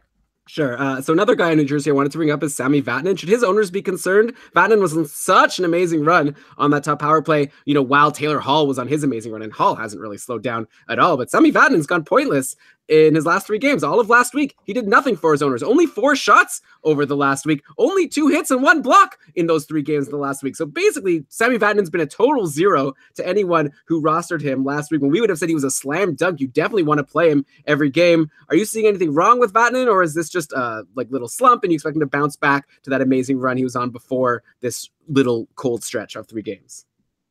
I mean, it's still hard to know which Sami Vatanen is the one to expect in New Jersey, the streaking one or the slumping one, because we've seen enough of both to think that they're both very real. And to be honest, that's not terribly different from Anaheim, except in Anaheim, those streaks and slumps usually came with bumps or downgrades in deployment. If I own Vatanen, I'm trying to ride it out. New Jersey has just 3 power play goals on 24 attempts over the last 8 games, which is where some of those points for Vatanen are being lost and where some of them could also reappear. Okay, and let's end our player discussions. Before we get into some silliness, let's end in Edmonton. We already kind of brought this up. Yesterday, Connor McDavid scored a couple of goals to pass Kucherov in the overall points league.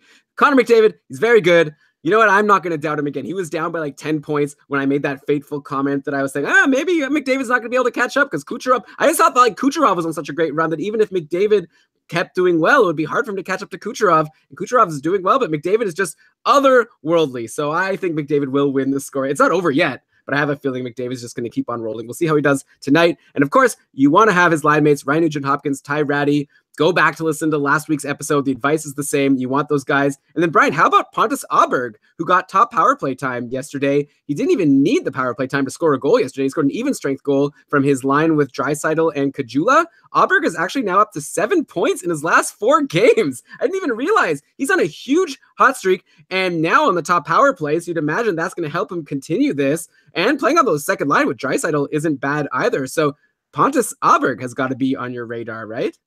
Yeah, first off, fantastic name, Pontus Aberg. Ratty, especially looking rather fresh as opposed to Ratty. Aberg, I'm a little more hesitant about adding him than Ty Ratty because Aberg has not been in his current good spot in the lineup for so long. And it's also not as good a spot as Ty Ratty. That said, in a deepish league where you're looking at him as one of your top free agents, certainly worth considering. Yeah, I mean, line 2, top power play. But like you say, that top power play changes a lot in Edmonton. So who knows if Aberg will still be there even today. But lots of good options there. Edmonton plays Tuesday, Thursday, Saturday next week. So hard to really recommend jumping on someone if they're not going to have space on your roster. But if you do have space, these are some good players. Maybe someone like Ryan Nugent-Hopkins, if he's available, he's probably worth owning regardless of if you don't have space for him. You probably want to drop someone and put Nugent-Hopkins in there because he'll probably do better because he's a really good player in his own right. And now he's playing with Connor McDavid. And that is it for our player discussion. But now, Brian, I guess we are going to discuss some people's teams that have lost and that have won. You got a whole ceremony prepared for us, right, Brian? Absolutely, Elon. Wait, are you ready? I don't know. I'll get ready. Okay. You could say stuff. Okay, sure. Absolutely, Elon, and your team has just joined them with a Tyler Mate goal. Empty netter by Vancouver to make it 4-1. Yikes, what a way to go out. Elon, what's your team name? They can be the first ones. My team name was Letang has got to stay healthy, right?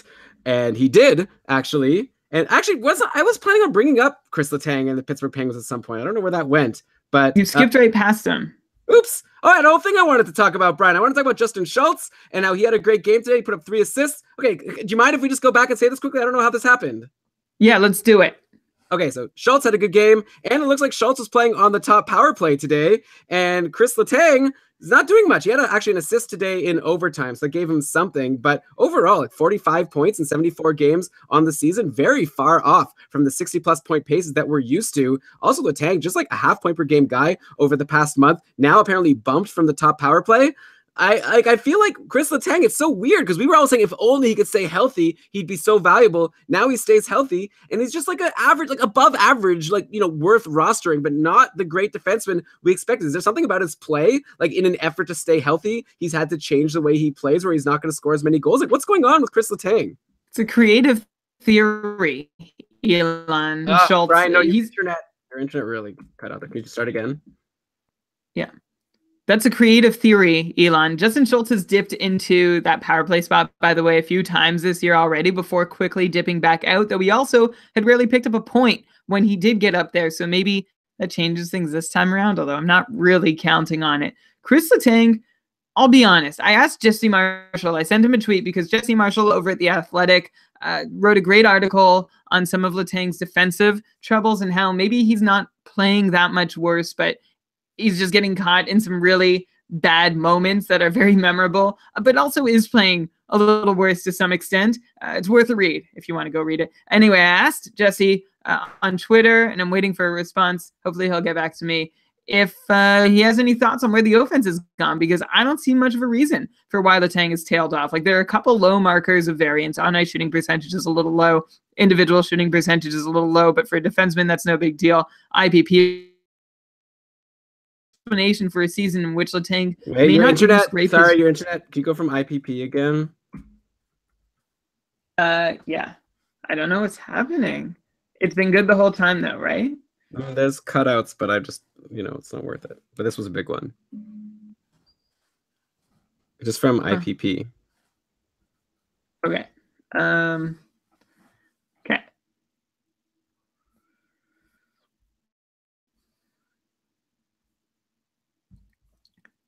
IPP is pretty low, but still like nothing that qualifies as a total explanation for a season in which Letang may not even scrape his way to 50 points. Seems like a good mystery to be solved in the offseason. And if you, the listener, have any ideas, I welcome your theories too, because this is something I am presently stumped by. Like, yeah, the IPP is the one number that really stands out, just 38% this year, when in the last three he's averaged about 55%. That's a significant, reasonably significant drop, but I'm not sure it tells the whole story.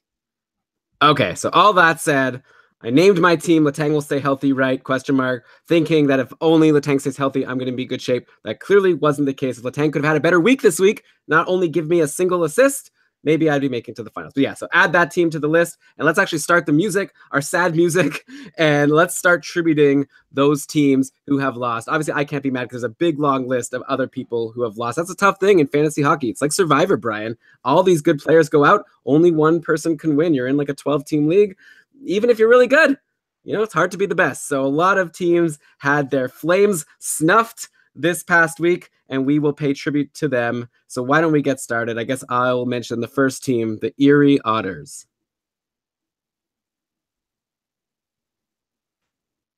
Slappers RIP or RIP? Oh, wait. The team name is probably just Slappers, and then they wrote RIP after. They were first, and then now they're the worst. Oh, that's a shame. Adam's Helmet Party.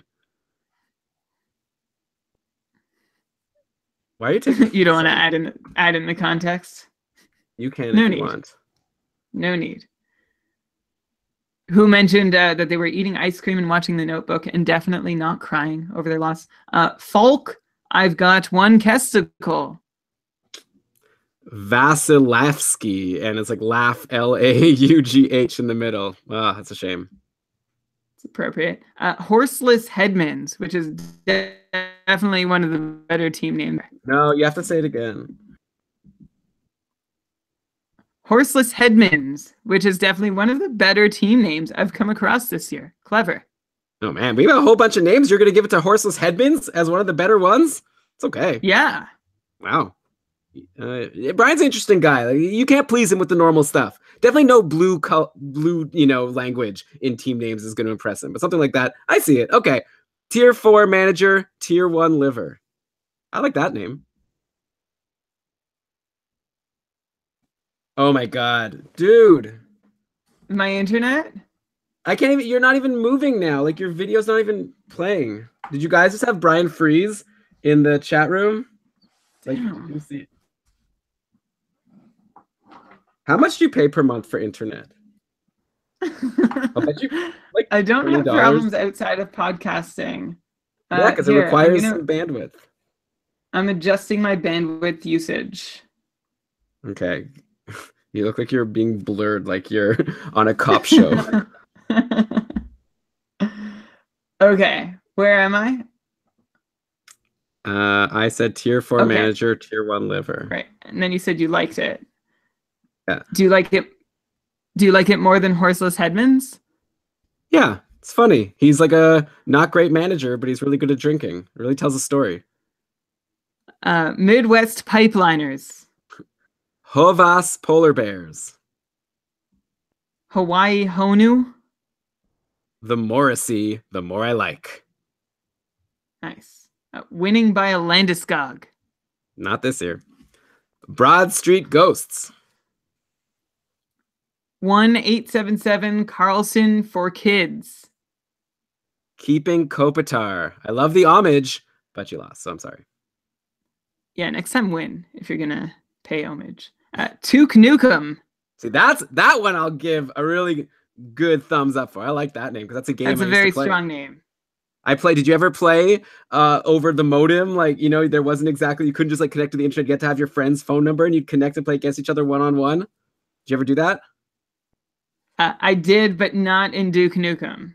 I remember I played against our friend John A from Ottawa, and he had better internet than me. He had like good internet, and then I had internet like yours for while we've been recording this podcast. And we'd be having a match, and then like I would have him in a good spot, and then all of a sudden like my screen would freeze for a second, and then when it would unfreeze, I'd be dead. So it was tough. But anyway, okay, good name, but you lost. Sorry to you, and also sorry to Burns on the D. That's funny. Related, my Fall King Pekka Burns. Super Mario Bessers. Archievers? Wait, what? Say it again. Urban Archievers. Okay, sorry, I didn't hear the urban. Can you say it again? Urban Archievers. Legal Office of Varlamov Kane and Kane.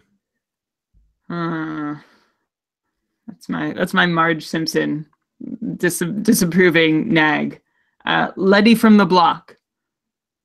Sunnyvale Sam Quanches. Jack to the Future. Marchand Conquer. Micron Machines. First Team All Bro. A Team Has No Name. I feel like now I'm saying these in too happy of a voice. This is supposed to be a sad, somber thing. We've got our Happy Father's Day music playing in the background. So let me try to get more like a Do As I Sagen. The Wingers. Frolik My Kesticle. Classy. Clouds of Blood. Umia Meshuga Ik. I think it's IK. Like, Okay. I think that's like a Swedish hockey club determinate thing. Cool. All the Zingle Ladies. Is that made? If you made that up, that's very clever. But that sounds like the type of name that someone else made up. If you came up with all the Zingle Ladies, I want you to tweet at us and let us know. That's very impressive. Elon, you don't even know. This was an episode title, I think, last year. That's why. I knew it sounded familiar. It's very clever. So you came up with that on your own, Brian? Yeah, but I don't know if I was the first. Okay, well, that means you didn't come up with it on your own. Okay. Well, like, there's no way to know. Oh, like independently. Yes. But maybe not the first. I see. Good for you. It's very clever. Thanks. Grabner, okay, we can move on. Hungwells. Tribute to Double William Hung, no doubt. 00 Slavin, the man with the golden John. Why John? I wonder which John. The Broken Condons. Getting juicy with it. Thieves from the Six. Okay, and that does it. Those are all. I've got two more. Go for it.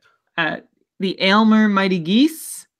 If you're in Aylmer, by the way, you can totally come to our meetup. keepingkarlsson.com/meetup. Not a far drive for you to get to Bank Street.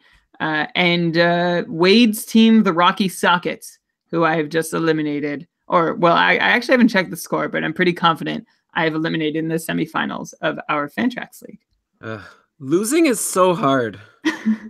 Well, losing's hard, but we have some people who have won. Hey! Wow. Are we allowed to play this music? We've been playing this music for the last 3 years. I feel like there's probably some copyright implications, but whatever. Celebrate. Let's do it. Actually, I thought the Dr. Mario winning music was our most recent victory tribute. Oh, right. I forgot. A little bit behind the scenes. We don't have any music playing right now while we're recording.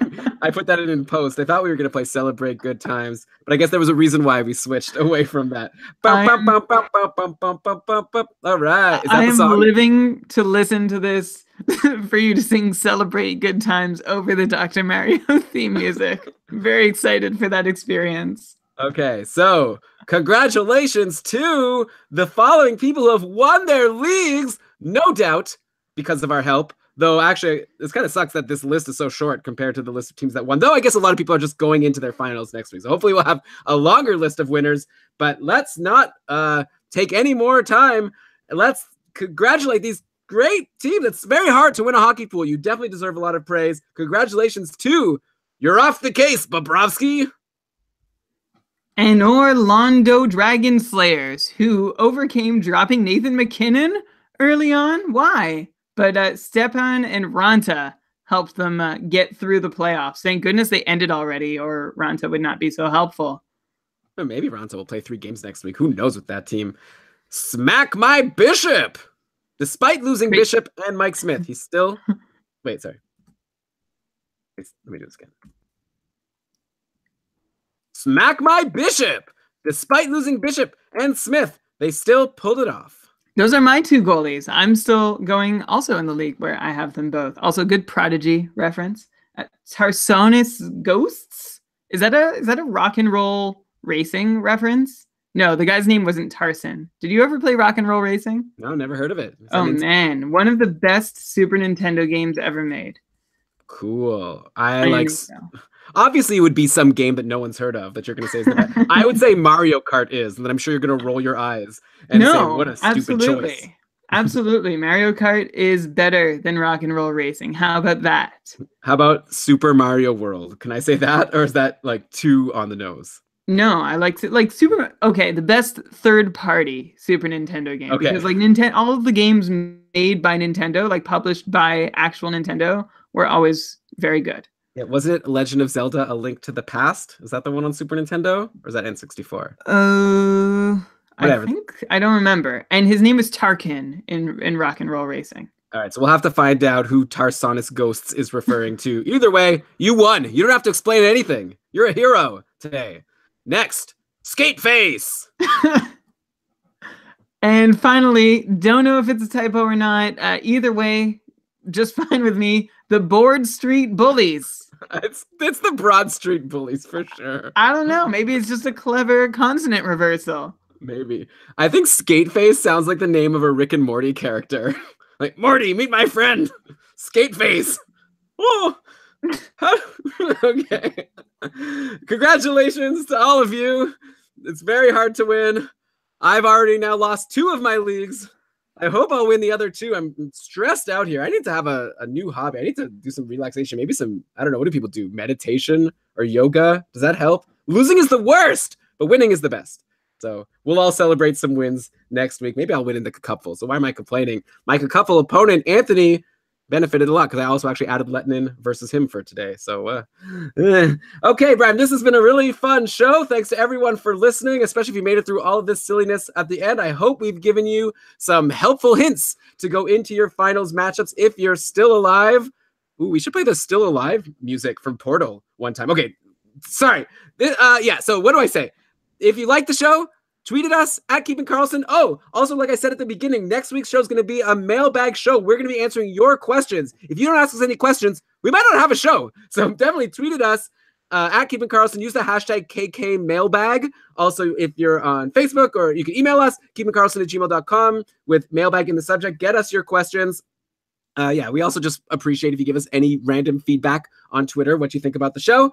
Then you can give us a 5-star review on iTunes. I always like to ask for that. And we really do appreciate the people who go ahead and do that. Every once in a while, Brian references some iTunes reviews, but we look at all of them and we thank you very much. It's very helpful. Also, we very much thank people who sign up to become a patron of the show. I know right now it's very in vogue to stop being a patron of Keeping Karlsson because your season is over. But if you want to stick around with us, we're going to be working hard for you all throughout the summer to try to help you prepare for next season. And we'll try to figure out a way to make it reasonable and work for people. know who might not want to spend as much. So we'll come up with a plan for patrons for the summer. But even if you just want to sign up as a patron for one more week or two and enjoy our bonus content that we'll be putting out every week, check out keepingkarlsson.com/patron.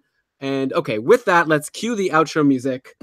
Bang! There it goes. Again, another little post-production trick. There's no music playing in my ears, but you guys can hear it. Brian, why don't you go ahead and read us the credits? Ooh, also another fun fact, the song for the end of the show that's playing right now, it's very short, but I loop it over and over again. That's how it always ends at the perfect time. You probably figured that out. I guess you figured that out already.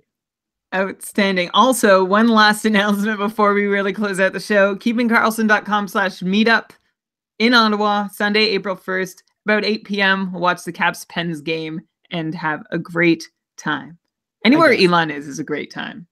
We'll see. I try to have fun, but also I'd be curious to know if a lot of people are annoyed that we keep mentioning this meetup that 99% of people can't go to. Like, I lived in Ottawa. I moved. Anyway.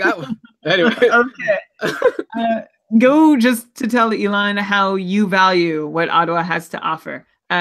This episode of the Keeping Karlsson Fantasy Hockey Podcast was presented by Dobber Hockey and supported by our patrons, including our newest one, Sean D. Welcome aboard. And to the ones who have left us recently, thanks a lot. Like you mentioned in your exit interviews, like what's important to you and why, and like some of you leave nice notes. Our egos appreciate that. Also, thanks to recent iTunes reviewers like Launching Pad in the US who called us a must listen during the fantasy hockey season, which, by the way, is all year long for us. So a must listen all the time. And Butch Eagle from Finland, whose iTunes review in the Finland store doubles our number of iTunes reviews in that country. This episode was researched with help from Dobber Hockey, Frozen Pool, Dobber Prospects, Corsica, Natural Stat Trick, Charting Hockey, The Athletic, HockeyGoalies.org, Hockey Reference, Hockey Viz, Hockey Database, Elite Prospects, Roto World, and Fantrax. Wow, all one take to say all those names. Brian, I thought if you were going to read an iTunes review, it would be like something that was more like funny. Now you're just kind of bragging like, oh, these guys said we're the best in the biz. So, that's fun. Anyways, thank you for those reviews. I'm loopy right now with having lost. Yeah, you're just angry. Well, you read a review that was just bragging. It on me. You were just like humble bragging for us. Like I wasn't.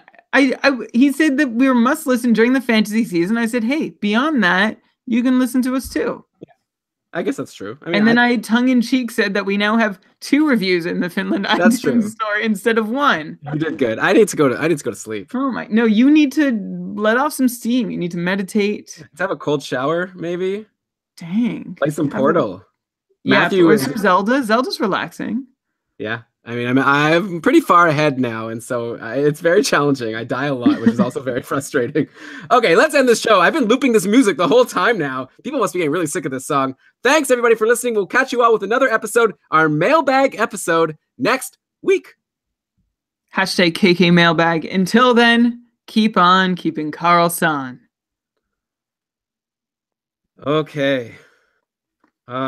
Internet stuff is also kind of like gets annoying. But I guess I'm sorry about that. I honestly have Josie is not on the internet, so I don't know what's happening. Who knows? It's probably like, there's all these tubes controlling the internet. The tubes. Okay, so technically, just to say, because this would be really funny if I'm right now ahead by 0.25, but he has Ryan Nugent-Hopkins playing. So if Ryan Nugent-Hopkins takes one more shot on goal, then I'll lose. If Ryan Nugent's okay. Which means I'm going to lose. There's no way Ryan Nugent-Hopkins does nothing. Does your opponent have a goalie playing? No. Only Ryan Nugent-Hopkins and Dustin Byfuglien. Oh. And I have nobody. So I'm going to lose. It's over. I'm so sad for you. I had all these plans. I've been doing all these good ad drops. Why couldn't... Lettinen. Give me a break. I mean, that was the problem. You trusted Kari Lettinen with your season. No, I didn't. Well, I mean, I had no choice. I trusted Lundqvist and Bishop with my season at first. Yeah. That was also dumb, I guess. Who knows? We made a good ad with Varlamov. Whatever. Who do you like between Stepan? Don't give me it. You don't care about my team now that you're done. You're fine. Just you'll win. You always win. I don't always win. I don't even know why you ask me questions. You're the expert. You win every league you're in. That's not 100% true. Last year was not a year where I was all that successful. Uh, I want to know who you would prefer between Derek Stepan, Clayton Keller, and William Nylander. I don't know.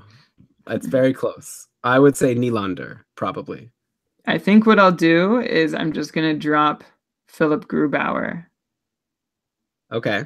and add Nylander.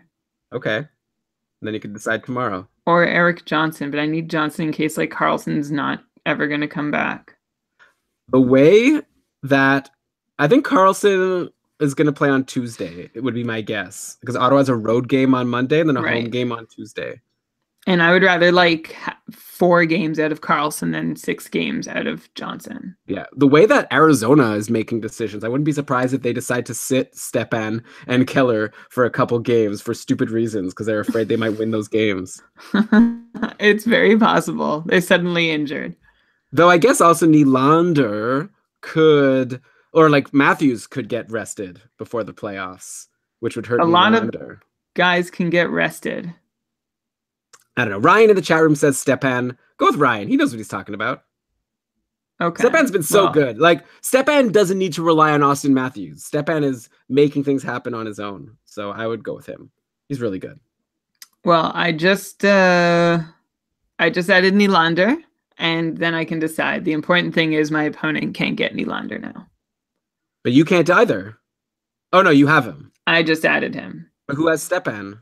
You do also? I have Stepan, Nylander, and Keller all on my bench in case someone gets hurt between now and lineup lock tomorrow. That's pretty unlikely. So who would you be bumping? So you asked me this and you're not even going to have a spot for these guys?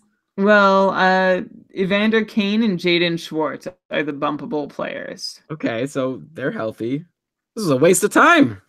Well, but maybe I prefer Nylander, Stepan, or Keller. Yeah, maybe. It's hard to say. They're all pretty similar. They all play the same number of games. Like, they've been, like, Stepan and Keller have been better than Schwartz lately. Yeah. But when you say Schwartz lately, are you counting only since Tarasenko came back? No, I'm counting before that. Because it's a whole different story. It's the same with Nylander. Yeah. I wonder how many...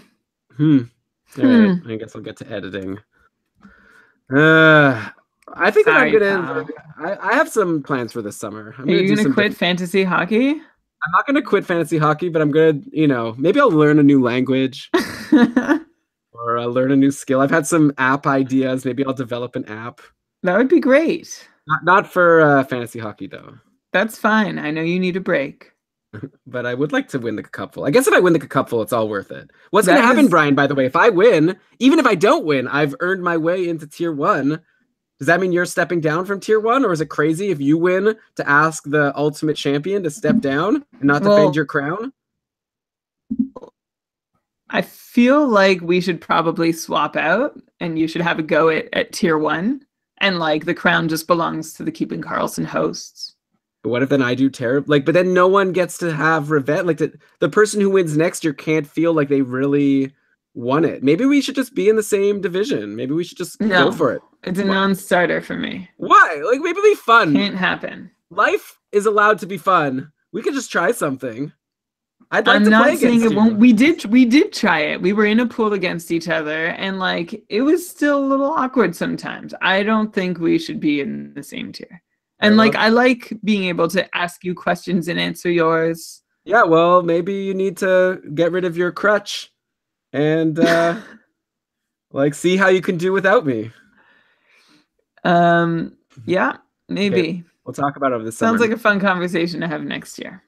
Well, in the summer. Yeah. We'll talk about all this cupful stuff. You can see how excited I am to actually have this conversation.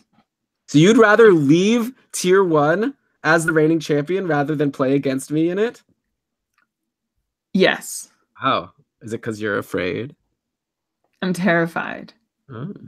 You're going to laser quest me. Because I know that you used to beat me always in fantasy hockey back when I didn't know what I was doing. So maybe you want to keep that. Yeah, and then you got better. I think we're pretty equal. I think we both have our strengths. You might be a little better. You're definitely the better manager. I definitely have the worst luck because whenever I lose, I like to blame it on luck. And now I've lost this league because I thought Kari Lettinen could beat the Vancouver Canucks at home with who don't have Brock Besser. Okay, bye. Bye. Bye, everybody. Thanks everyone Thank for you. joining us in the chat. Who wrote Jesus? Wow. Oh, Matt Ryan. I wonder what he was referring to. I had a lot of rants this episode because I was very proud of my rant, which was a fake rant. I don't even have anti-rant. I don't even care. But my fake anger about Arizona anti-rant, I was very proud about that. But then you heard heck of a ranta. But I wonder if people will now realize that it was fake when they hear my real ranting later on. If they can tell the difference in emotion between authentic and inauthentic ranting. Bye. Bye. I thought I'd let you say bye. Okay.